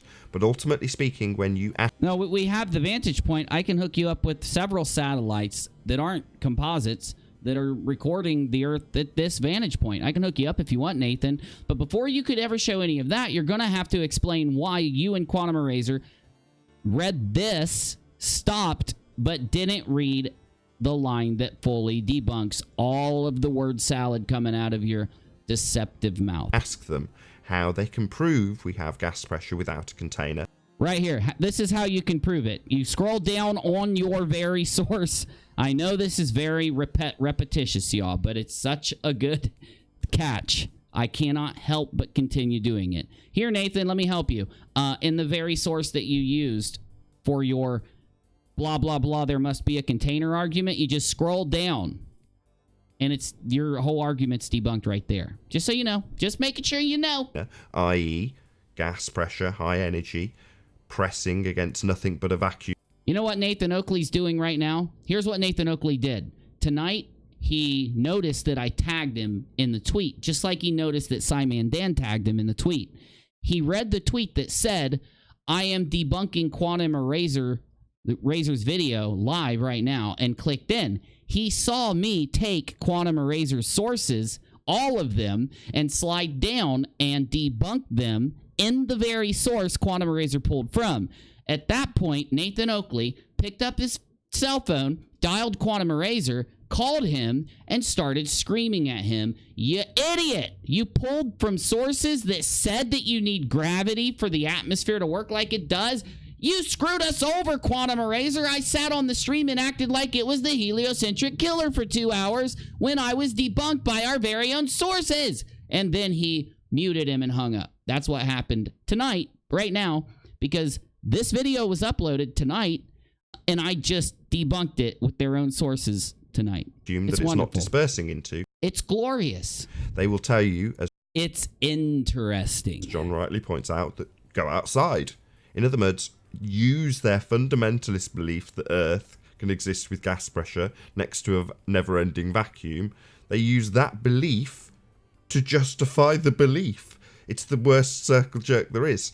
And as I say, considering this is the strongest debunking of their religious belief in a spinning ball with gas attached to the... Only it's not, because your own sources state that you need gravity in order to have it. Side, hurtling through a never-ending vacuum of space, you would think they'd have something better than, we'll just go out. We do have something better. We have your own sources. Side and accept my fundamentalist belief in this second law of thermodynamics violation. It's not the fundamentalist belief is your flat Earth, as proven by the sources you quoted from. Okay, I'll stop now. I'm getting sick of it. It's really awesome, but I'm getting bored. Existing next to a container because I say it so. I go outside and experience. No, it's not because we say so. It's because of what it is explained in the very sources that you pulled from. It's gas pressure. Therefore, my fundy belief in You know what? I changed my mind. I'm not bored. It's actually fun to do this. Space must be real. Absolutely dreadful. Nope. Space must be real for the same reason that's right underneath what you pulled from in the source. Okay. Yeah, it's tantamount to, like I have Okay, I'll stop. here, the wind is generated by black holes interacting with dark energy. My evidence for that is walk outside. Nope, it's tantamount to you not cherry picking and actually reading from your sources. Ya ding dong. Yeah, pretender clown. It's space. This is actual non sequitur fallacies are blushing. Nope. Actually, the only fallacies that are blushing are the fallacies that you used when you didn't read from your very sources. Over this nonsense. So it's ridiculous. So the next one, are we ready for the next one? Oh, I'm so ready. I'm so ready. I cannot. I mean it. I really mean this. I'm more ready for you to keep talking than I've ever been, Quantum Eraser, because I've got you dead to rights. Yep. I think so. Okay, the sulfur hexafluoride. We all seen this, so let's take a look at this. So, the sulfur hexafluoride trick. What the hell? What the hell is this? Why does it have my name in it? So let's go back here, and I won't play it, so we won't get any copyright strikes. So Thank you. You see Finally. back here, this is the I've had copy strikes every night that I played their shit. sulfur hexafluoride, right? Well, They bring in the sulfur hexafluoride. what? Not strikes. What is it called? A copyright blah blah blah claim. Fluoride, and they're gonna put the sulfur hexafluoride in this empty, What the hell does this have to do with anything? looks like a fish tank. It's got a cardboard cover over it, right? But I just showed you. Every one of your sources say there isn't a container for the Earth, and they explain why. I'm not watching this. Let's skip ahead. I'll watch it on the after show. I'm not doing it here on YouTube. I've already wasted enough time. Here we go. My questions. What's in the gas tank again? What's in the gas tank just behind the fish tank? Doesn't matter. Because of all the other sources you pulled from debunking you, it doesn't matter now. Added to the fish tank. Fluoride gas. We're going to skip this presentation. It's useless. So the next one. Let's see. Let's pull his sources and just read them. And then gloriously debunk Oakley and Quantum Eraser with their own material. Must be part of the card that they get from the spinning space monkey committee or something. They issue out cards because everyone just bagak. Gas pressure gradients. I mean, why? Bagak! I'm Quantum Eraser! Bagak! Why do you guys continue to wholesale dodge the very simple questions to support your fairy tale? See, this is the question. I'm going to say it twice. How do you have gas pressure without a container? I'm so glad you asked, Quantum Eraser. All you have to do is read your own sources. Here, I'll help you out with a short sentence that is directly below the thing you quoted.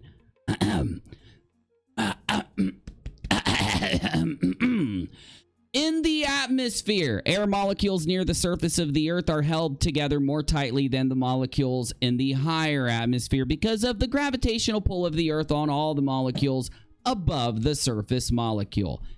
This came not from my source, your own source that you quoted 2 presentations ago in the very video we're watching. I'm glad I could answer your question, Quantum Eraser.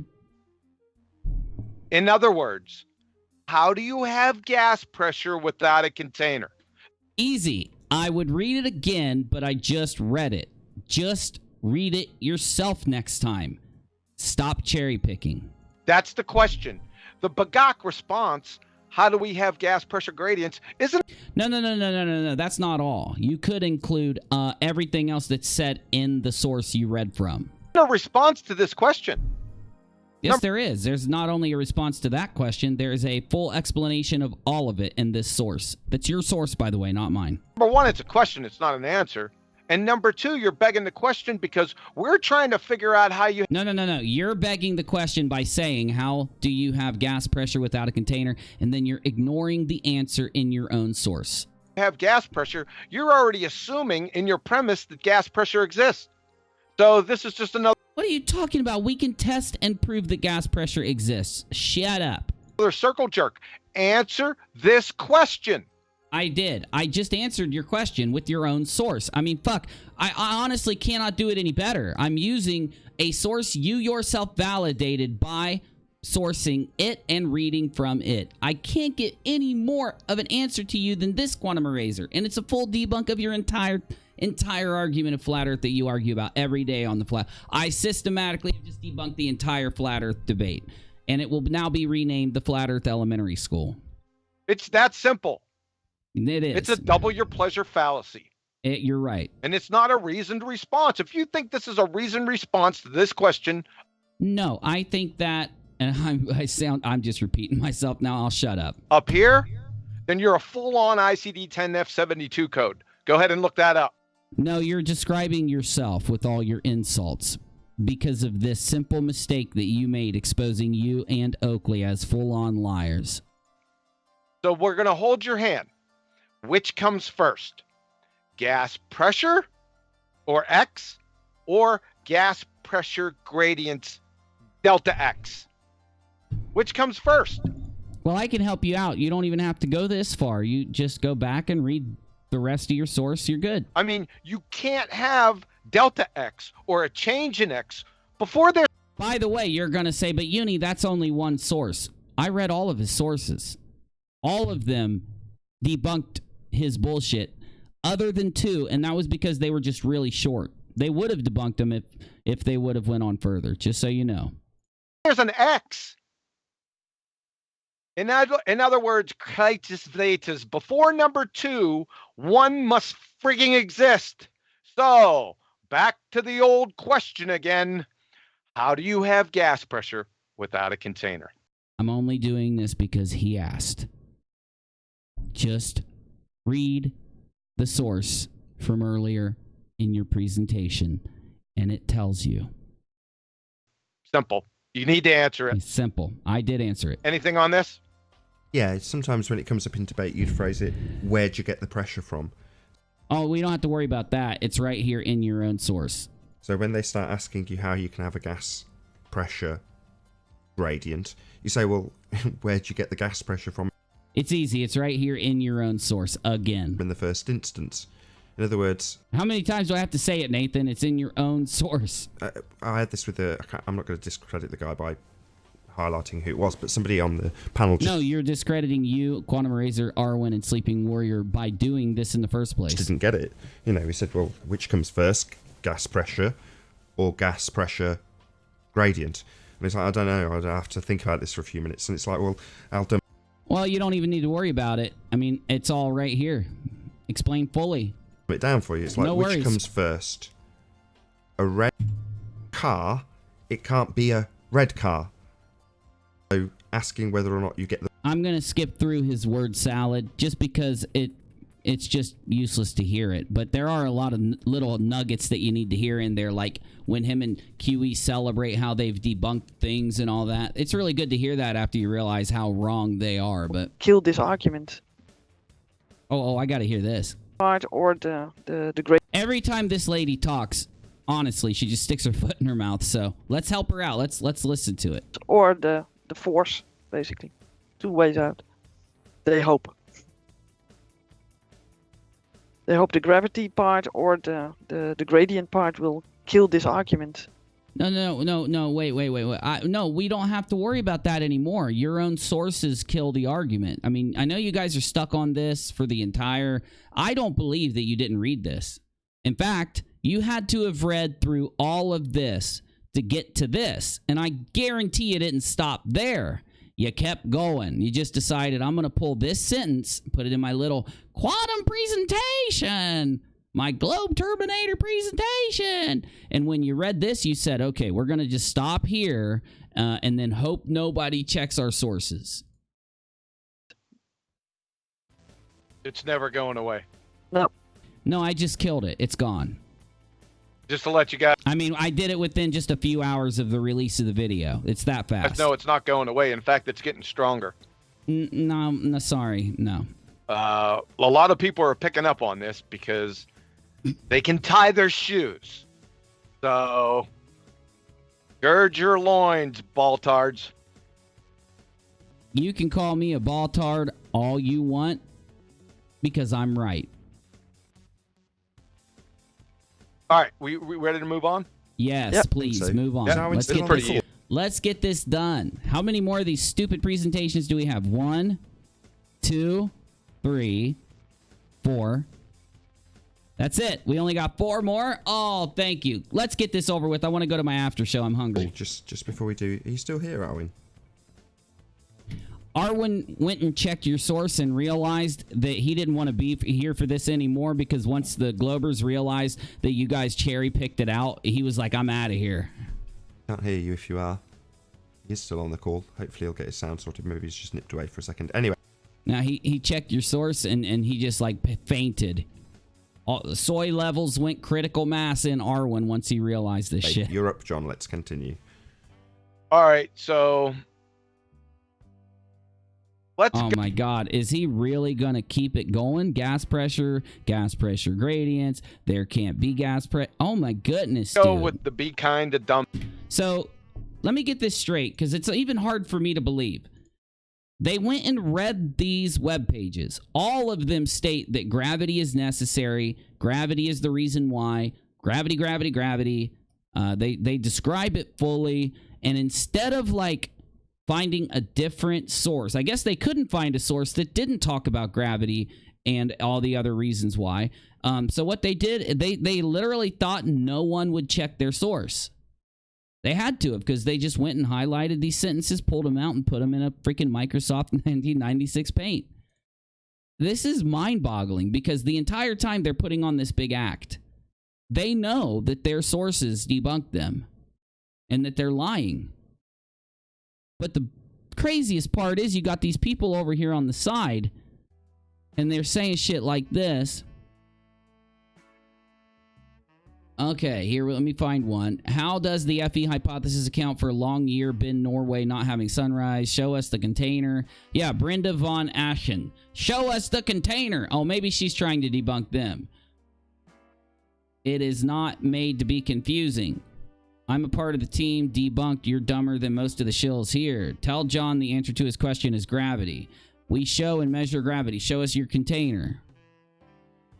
So everybody in the chat is just like debunking them the whole time too. A lot of them weren't though before, but we'll find it.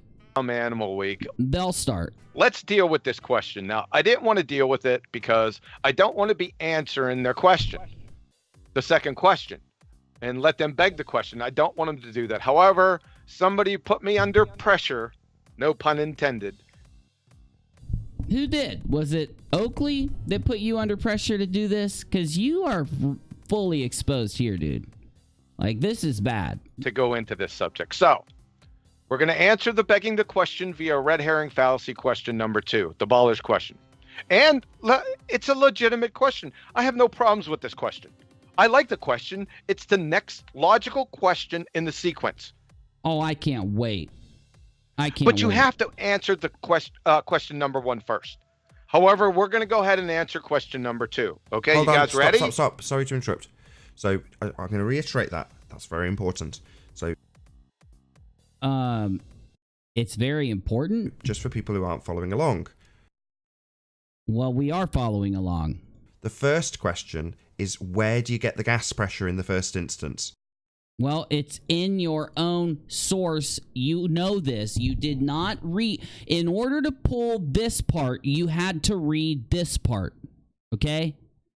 When you read this, you knew that they would give the example below it and give the reason and say the rest of it. You knew this.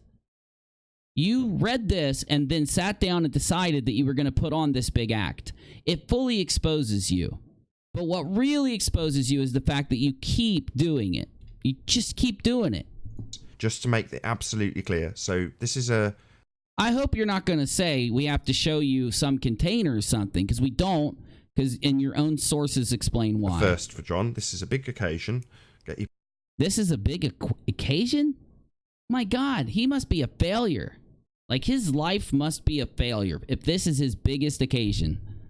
You know, literally lying about what they've written down on the NASA webpage. It has to be really just miserable life to get to that point. Your pens and papers ready if you want to write this down. I don't need to write it down, but I know what you're going to say, and I'll go ahead and just debunk you real quick. However, up until now, correct me if I'm wrong, John, you have never disclosed this. I have. I've let it slip a couple of times. I have. This is all an act. Okay, this is the act that they put on for their audience. The ones that donate, the ones that click, just keep that in your mind as they go. This is their propaganda song and dance. They manipulate things to make it look like there is a flat earth or that the globe is debunked.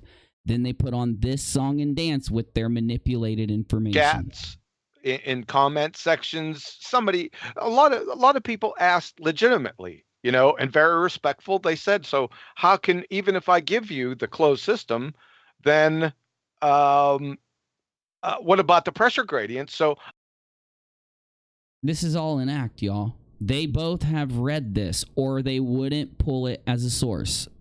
So they have it explained fully to them. I explained it to him. Yeah, I did, and it was So you lied to him.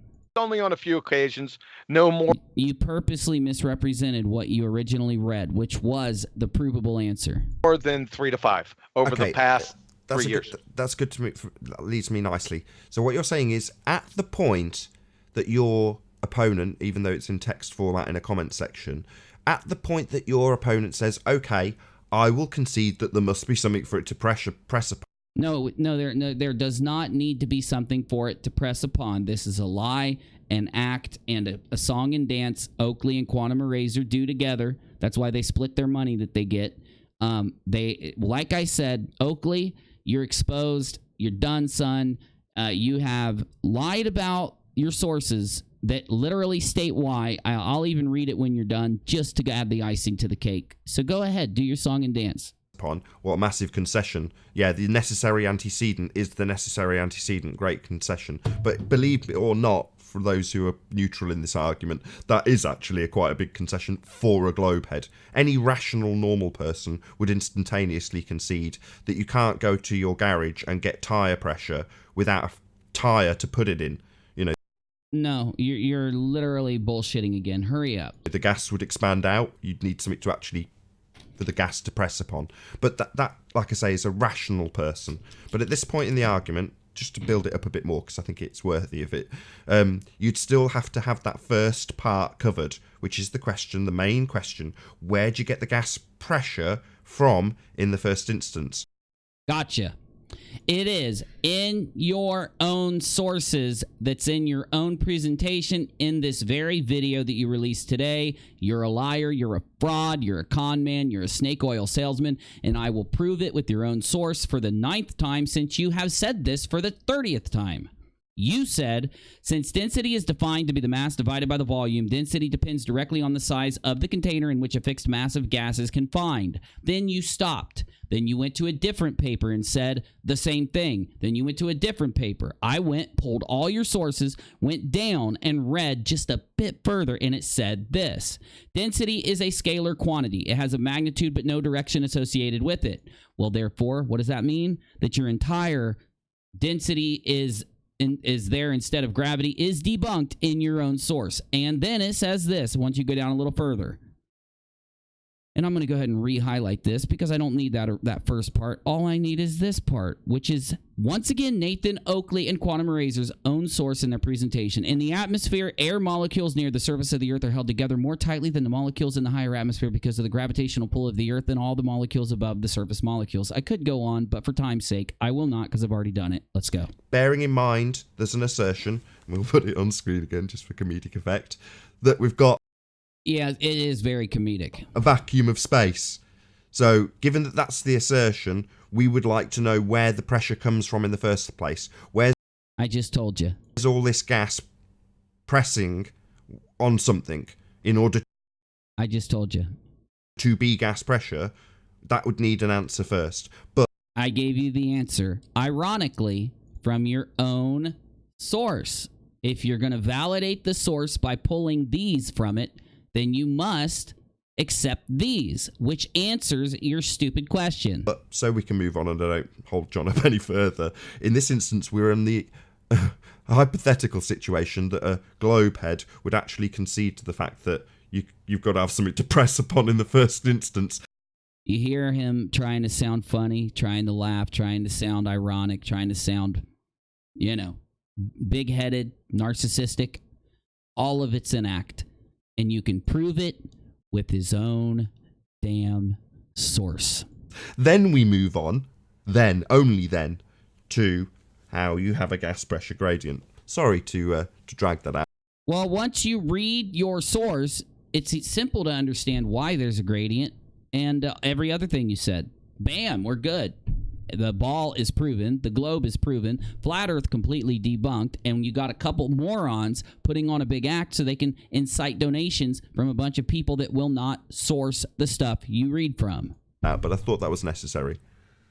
I'm glad you did it, because the more you put this act on, the more exposed you are for what you really are, a snake oil con man. No, that's okay. Yeah. And like I said, it's a legitimate, I don't have a problem with this question, because I asked that question myself immediately, right? No, you didn't. You didn't have to ask the question, because since you read this from this part of the page, you must have read these things from this part of the page. But it's question. You're lying right now. It shows you're a liar, a snake oil, and it shows why it's good to expose you for putting on the GoFundMe campaign you put on yesterday. That's why it's good to show that this is all an act, because then you can go back and watch them pretend like their stream is buffering.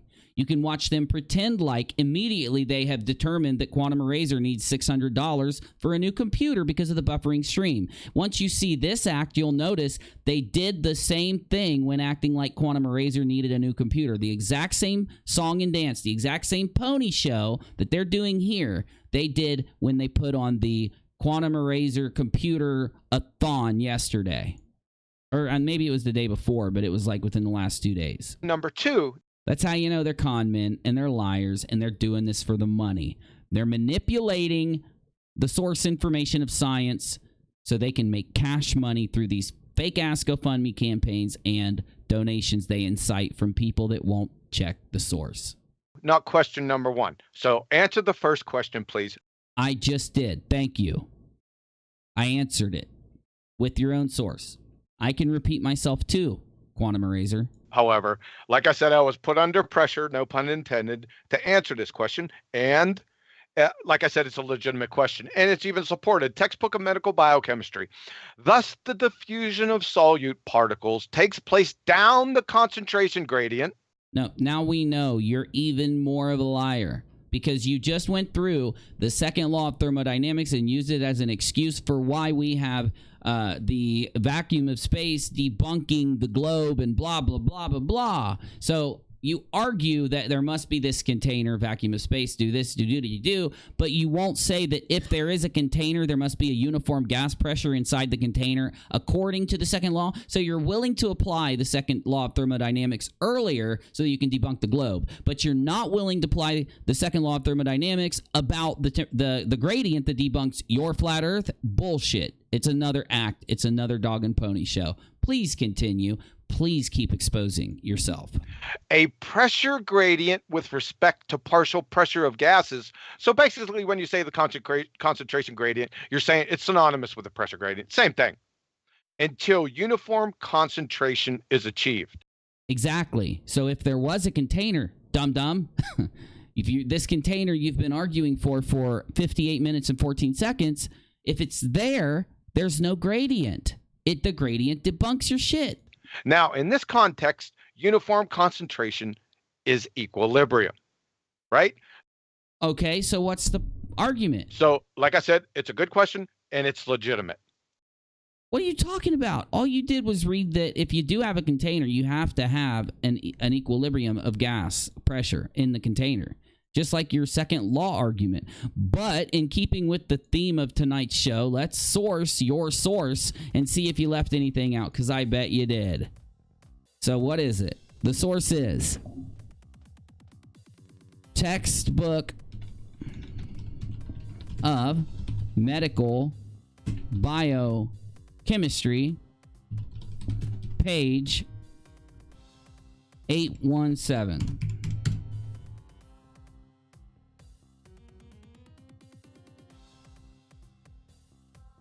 Oh, it's a PDF. Let me open it.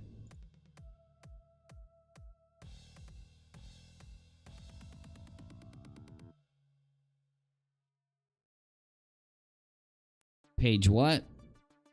817. Let's go. What the hell, dude?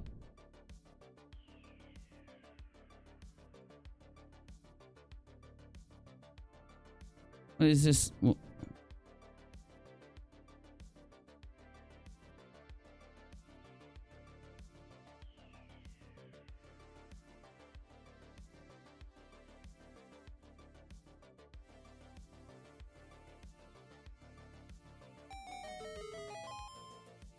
Whoa, Valor.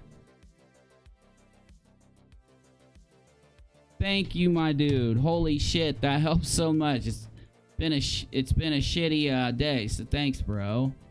Any dono helps on PayPal. It's helps immensely. I'm not kidding. Thank you. Let me make sure you didn't put a. Let me see real quick. Hasn't popped up yet there, so I'll wait until it pops through. Let me see if I can find if you have a message on attached to it. I want to make sure. Give it a second it has to process through, and I'll check it in a minute. Unless it's in the chat, unless it had whatever it said in the chat. I don't think it did. Oh no, it did. They have no idea what they are reading. They are completely lost, blind, leading the blind. Well, not really. I'll disagree just a little bit. I'll say that they are liars leading the faithful. Liars leading the trusting. Page 187. All right, now, what did he read? Thus, the diffusion of solute particles takes place down the concentration gradient. Thus, the diffusion of solute... Well, that doesn't even come up in this. Oh, got it. And it's on page 817. We good. Okay. Now,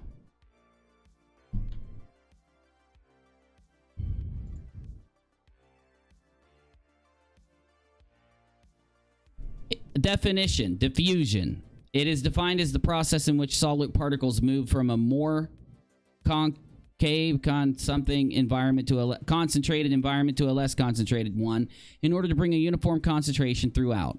Although particles are solutes move at random in all directions, a greater number of them move from a region of higher concentration to one of a lower concentration. Thus, the diffusion of solute particles takes place down the concentration gradient, pressure gradient with respect to a partial pressure of gases, until uniform concentration is achieved. That's what he said. That's what he said. Exactly. So let's see what else it says. In an equilibrium condition, equal numbers of particles move in all directions, so the net diffusion is zero. Diffusion of gases, liquids, and solute particles in a solution can occur even across permeable membrane, whose pores allow free passage of diffusing particles. Factors affecting diffusion. Following factors affect it: mean molecular velocity and mean free path. Diffusion directly depends on mean molecular velocity and mean free path. Pressure of concentration gradient. A gas or solute diffuse down their own pressure or concentration gradient. Diffusion of a solute is directly proportional to its gradient. When a potential difference exists between two sides of a membrane, anions and cations diffuse. Is this even talking about gases? Biological systems. It already mentioned in a chapter on enzymes that enzymes have an optimum pH. What is this? Textbook of medical biochemistry. So what in the fuck is this describing? Biophysics, principles, and biomedical importance. Most properties and laws of matter are applicable to biological systems. Some of such important properties are discussed in this chapter. Pure water or neutral aqueous solutions have, therefore their pH according to definition can be calculated equal to 7. What in the fuck did he pull this quote for? It means nothing compared to what he's talking about. Nothing.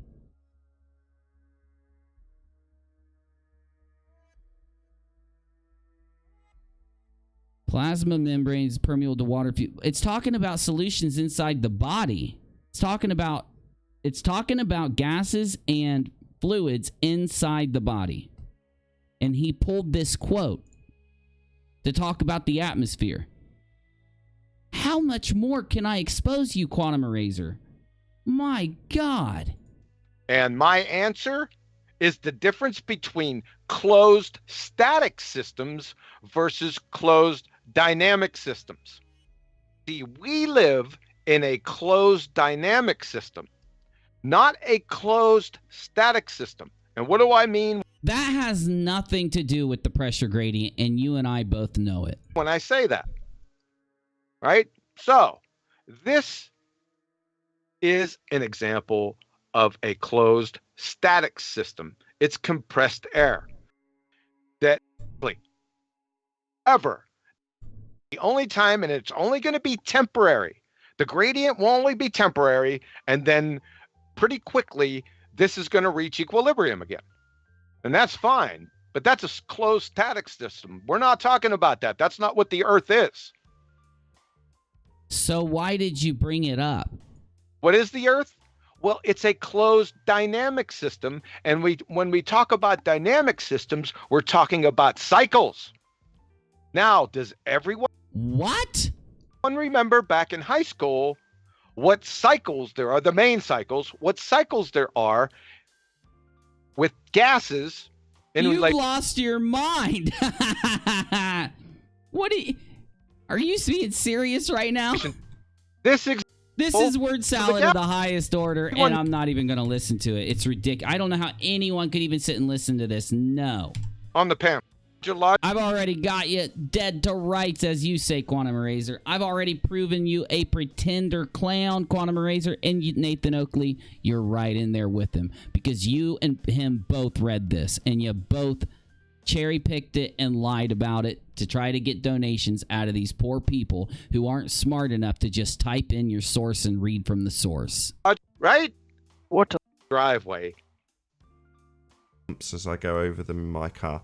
In a video he made recently, probably in the last 6 weeks or so, which is to say, you can't go to a garage and then say to the person in the garage, you know what, I'd really like all of the cushy benefits of gas pressure, because they're really useful, they soak up the bumps as I go over them in my car. The bit No, you're just spitting out word salad again, and I'm not going to subject me or my audience to it. No, you lied, you pulled this quote, you left this out, and then you sat there knowing the answer and pretended like the answer wasn't there. All right, can we move? Please do. I want to be done with this. Tomorrow, I want to sum up this stream with a edited video fully exposing what you guys have done here, so that everybody knows what your presentations are. They know what your GoFundMes are. They know what you are. A liar. I think so. A provable. We've caught you dead to rights this time. You guys are always talking yourself out of it. You're always, pretending like you just don't get it. You get it this time, and I can prove it, and I'm going to bust you for it. Remember I said that the first argument, the begging the question, little circle jerk when they said, Yes, the first argument, you mean the argument that I keep bringing up from your own source. Don't go back to that. Seriously. It's not a our good claim look. is that the atmosphere can't exist without a container, and no, your claim cannot be that by your own source. How many times do I have to say it? Because I have to keep saying it because you keep repeating walk yourself. outside. I need to take that back. This is the stupidest argument I've ever seen. I first seen this on Discord, and this is the argument. Atmospheric pressure and gas pressure are not the same. Yep, this is the stupidest one. What does this have to do with anything? One person gets something messed up on Discord, therefore you get to sit and sing about it? No. It's done. I mean, this stop right there. When we were, that's going to aggravate me. Well, it's just a justification for the religious assertion when we... No, it's not. No, this is a justification for your lies and proving them. So I'm going to skip ahead to the next one. Alrighty then. Oh, we get an alrighty then, do we? He took a break. Sounding like Bob. Okay. The next one, you got... are we showing? Or are we sharing? Yeah. Yeah. Okay. Water pressure, right? The oceans have a pressure gradient, but no container. Okay. Just like the atmosphere. Whole shit. Okay. For the 13... The oceans are pretty much the same thing as the gas in the sky. It's just in a different state. Oh, damn. 1,768 time. Number 1, false equivalence fallacy. Oh, it is it? What kind of fallacy is this, Quantum Eraser? Why didn't you sing about this fallacy? Because you did it in the very beginning, and you repeated it over and over again through the whole thing.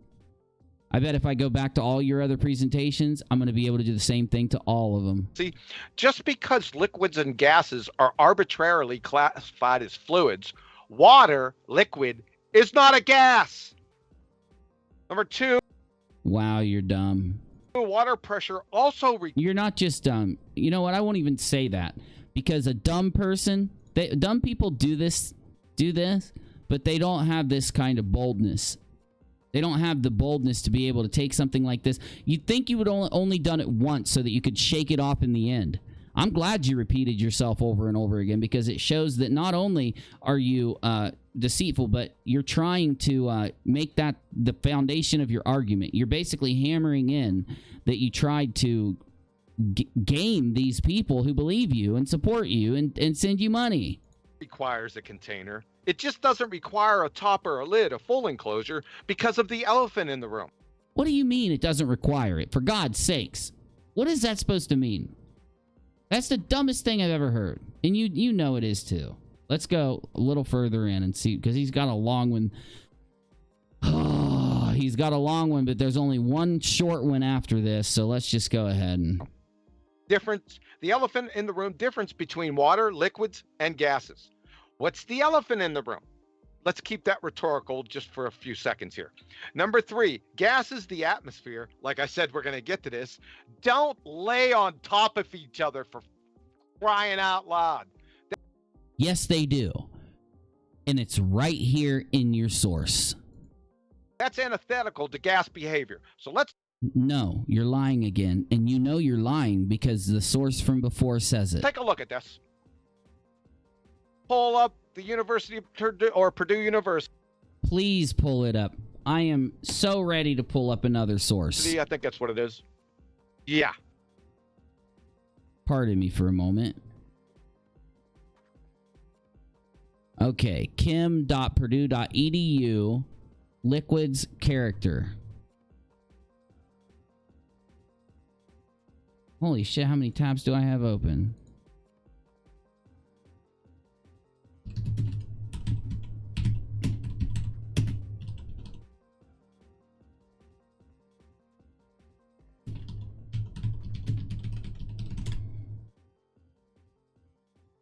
Got it. Okay, this is giving the microscopic views of solid, liquids, and gases. So solids, liquids, and gases. Let's take a look at this. So you got solids over here, right? They're pretty much standing fast. They're vibrating in place pretty tightly. Then we go to a liquid. They're pretty much standing fast too, and they have a little bit more vibration than the solids. As opposed to Why is that, Quantum Eraser? Why? gases. Can somebody please tell me or show me how this is laying on top of each other? Yes, I can. Using your own source. Take what you read out earlier and read down to here. Keep going a little bit more. It might help. And there's your answer. Completely explained fully.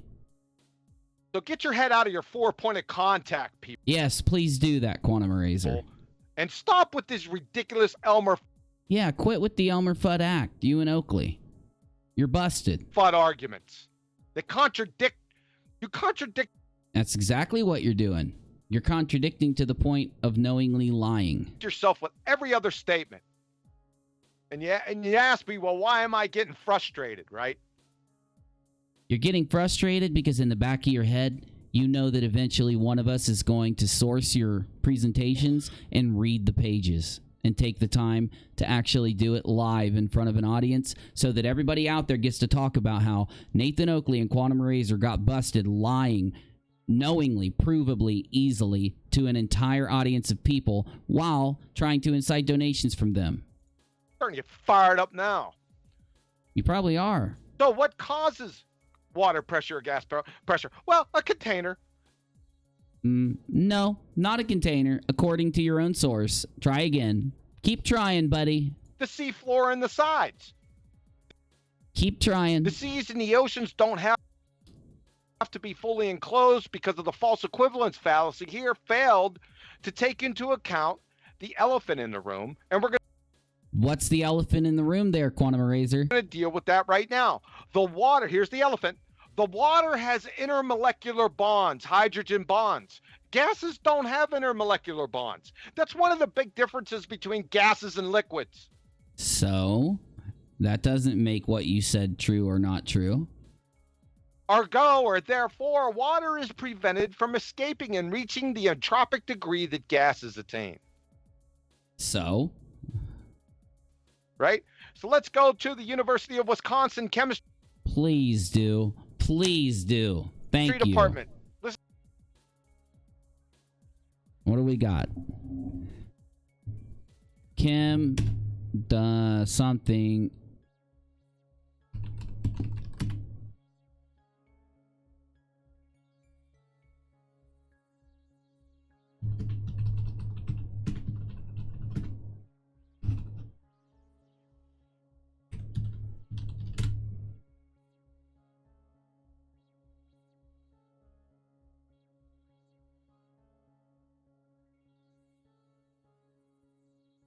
Okay, hold on. I gotta grab one for entropy. Thermodynamics.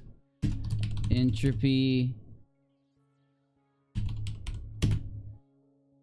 Entropy 06. HTML. And...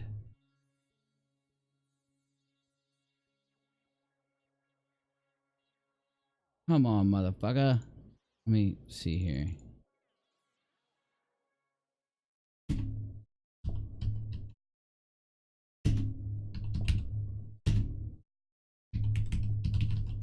Dep files, Gen Chem, Netorial, modules,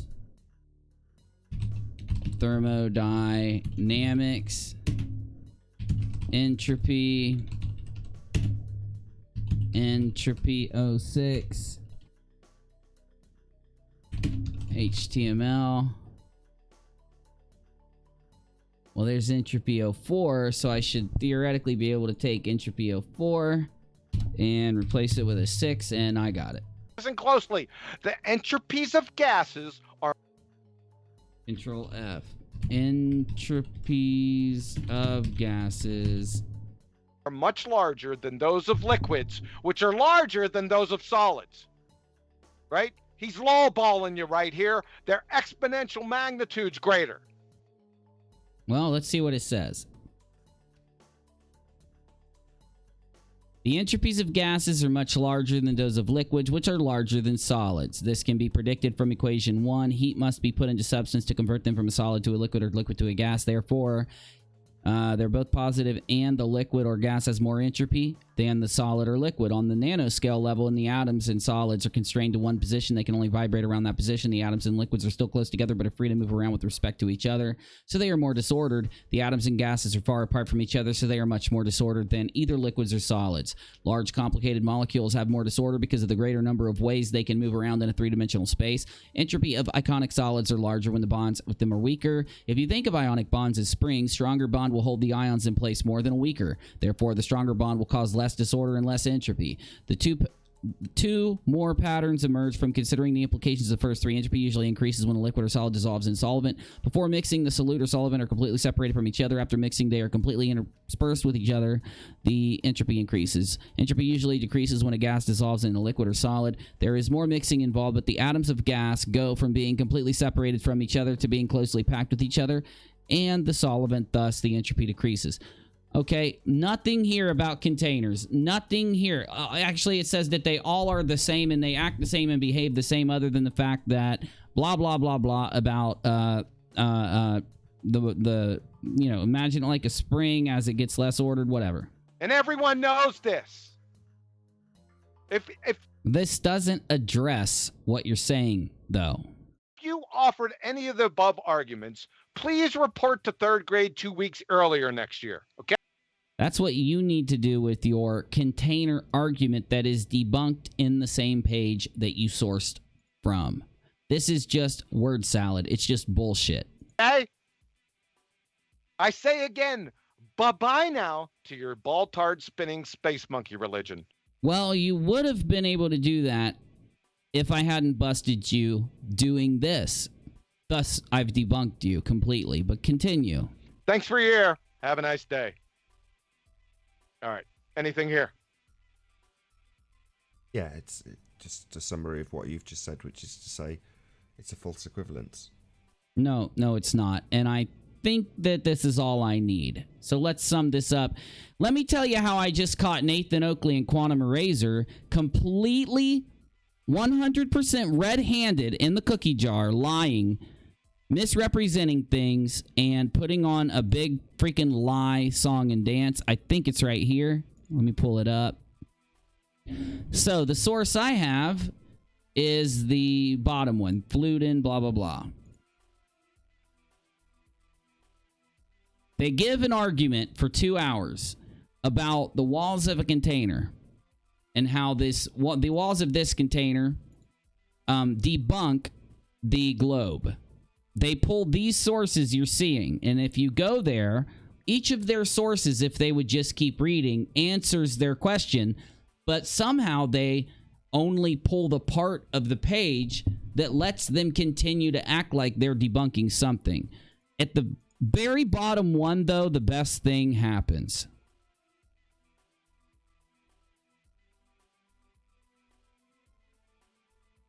And it must have been right around this third one.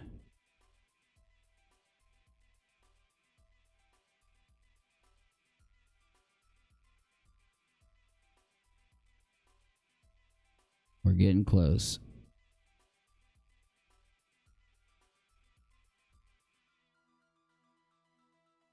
Here we go. Yep, right here.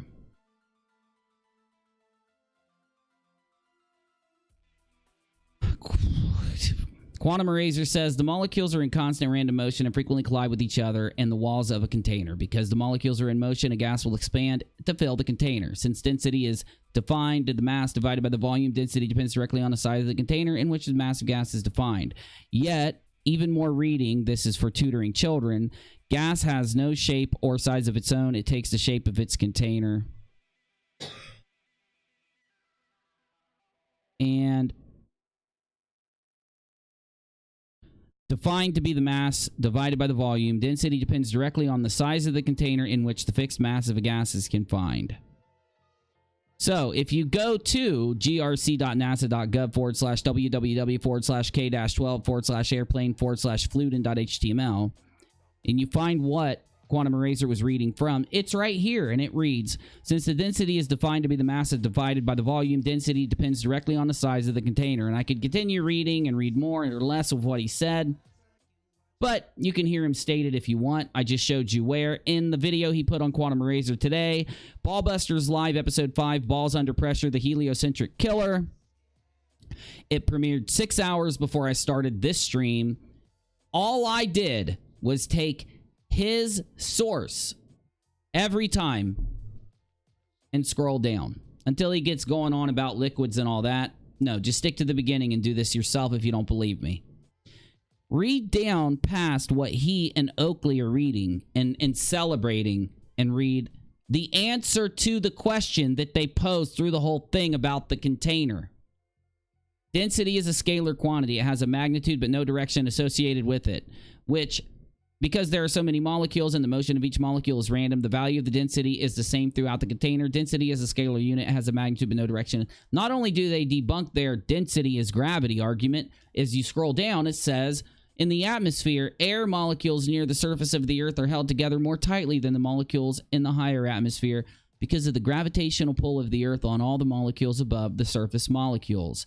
The higher up you go in the atmosphere, the fewer the molecules there are above you and the lower the confining force. So in the atmosphere, density decreases as you increase altitude. There are fewer molecules. Gas density is defined to be the mass of a gas divided by the volume confining the gas. There is a related state variable called the specific volume, which is the reciprocal of the density R. The specific volume is V given by R, and it goes a little further in.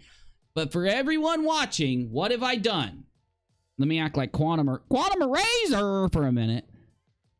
I have proven Nathan Oakley and Quantum Eraser to be liars, to be snake oil salesmen, to be cherry pickers, to be the perpetrators of fallacies, as they always say, to literally do what clowns do. What do clowns do? They fake things. So what could we call them?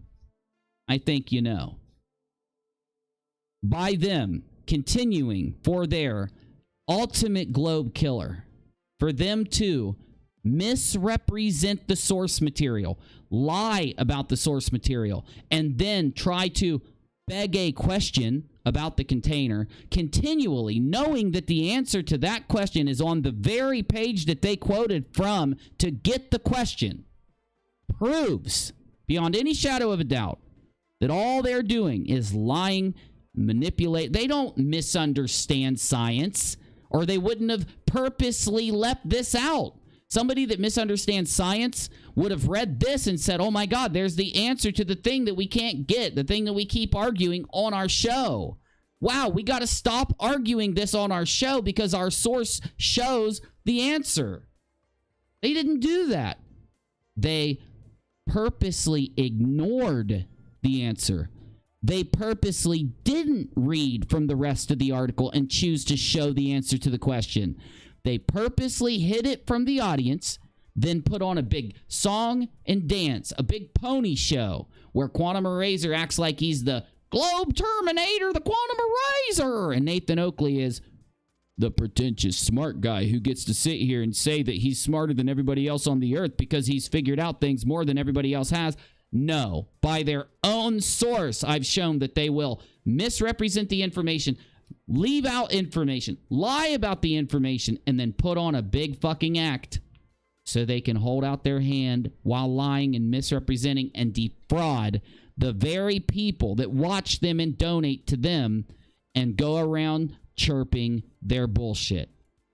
I have now gotten the clincher, the hard evidence, because everybody will argue, and I've heard it tonight when I went on the shills.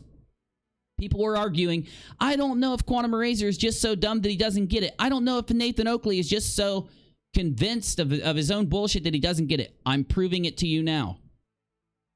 They get it.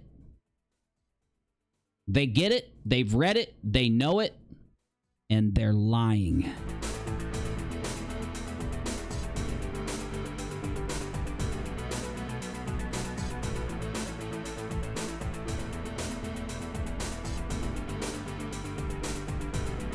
So, I'm going to get off here in a second after I say my last piece, but for everybody that hung out and watched, thank you. I love you. Thank you to the Shills for having me on tonight. It's why we got started a little late, but I appreciate them very much.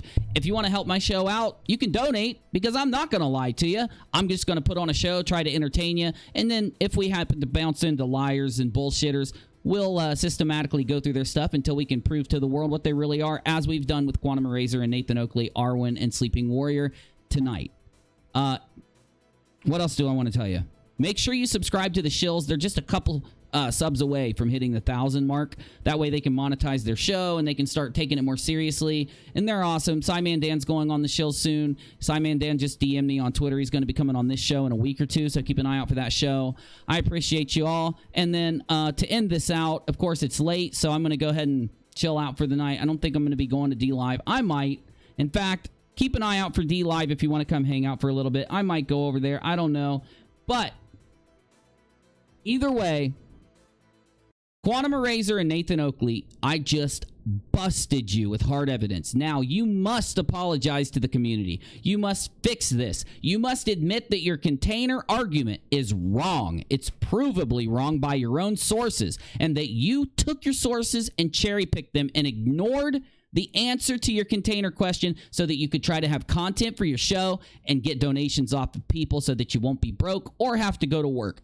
And you won't have to do any type of talented content or put any real work into your content, because all you'll have to do is pull up a NASA article and then grab one sentence out of it and then pretend like it disproves the Earth. You know that it's a globe. You read that it was a globe. You read that it was gravity that did this, and then you ignored it and went to your channel and spent hours sitting there acting like you had a globe killer because it can't be gravity because of a container, when you ignored the damn shit on the paper. So now you need to go live and fix it. You don't have to, actually. I don't even care if you do or not.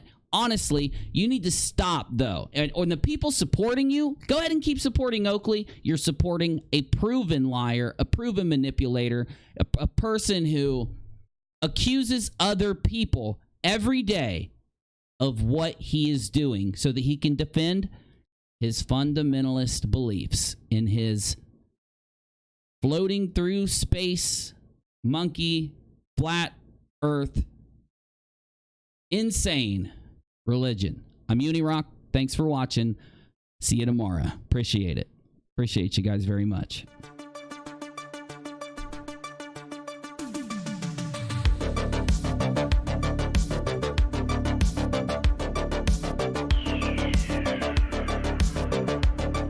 I'm going to be uploading a video tomorrow in short form showing what I just showed you tonight. Do me a solid. Keep an eye out for it. Make sure you like it. Make sure you share it. Make sure you leave a bunch of comments. Make sure you tag Nathan Oakley with it. Make sure you leave it in the comment section of Nathan Oakley's videos if he ever brings up this argument again, so that he'll have his debunk, so that he'll find the answer to his question, if you will, please. And I'm going to go ahead and go to DLive for a few minutes. I'll see you guys there, okay? Give me about 2 minutes to warm up like a microwave thing to eat while I'm on DLive, and I'll be right there.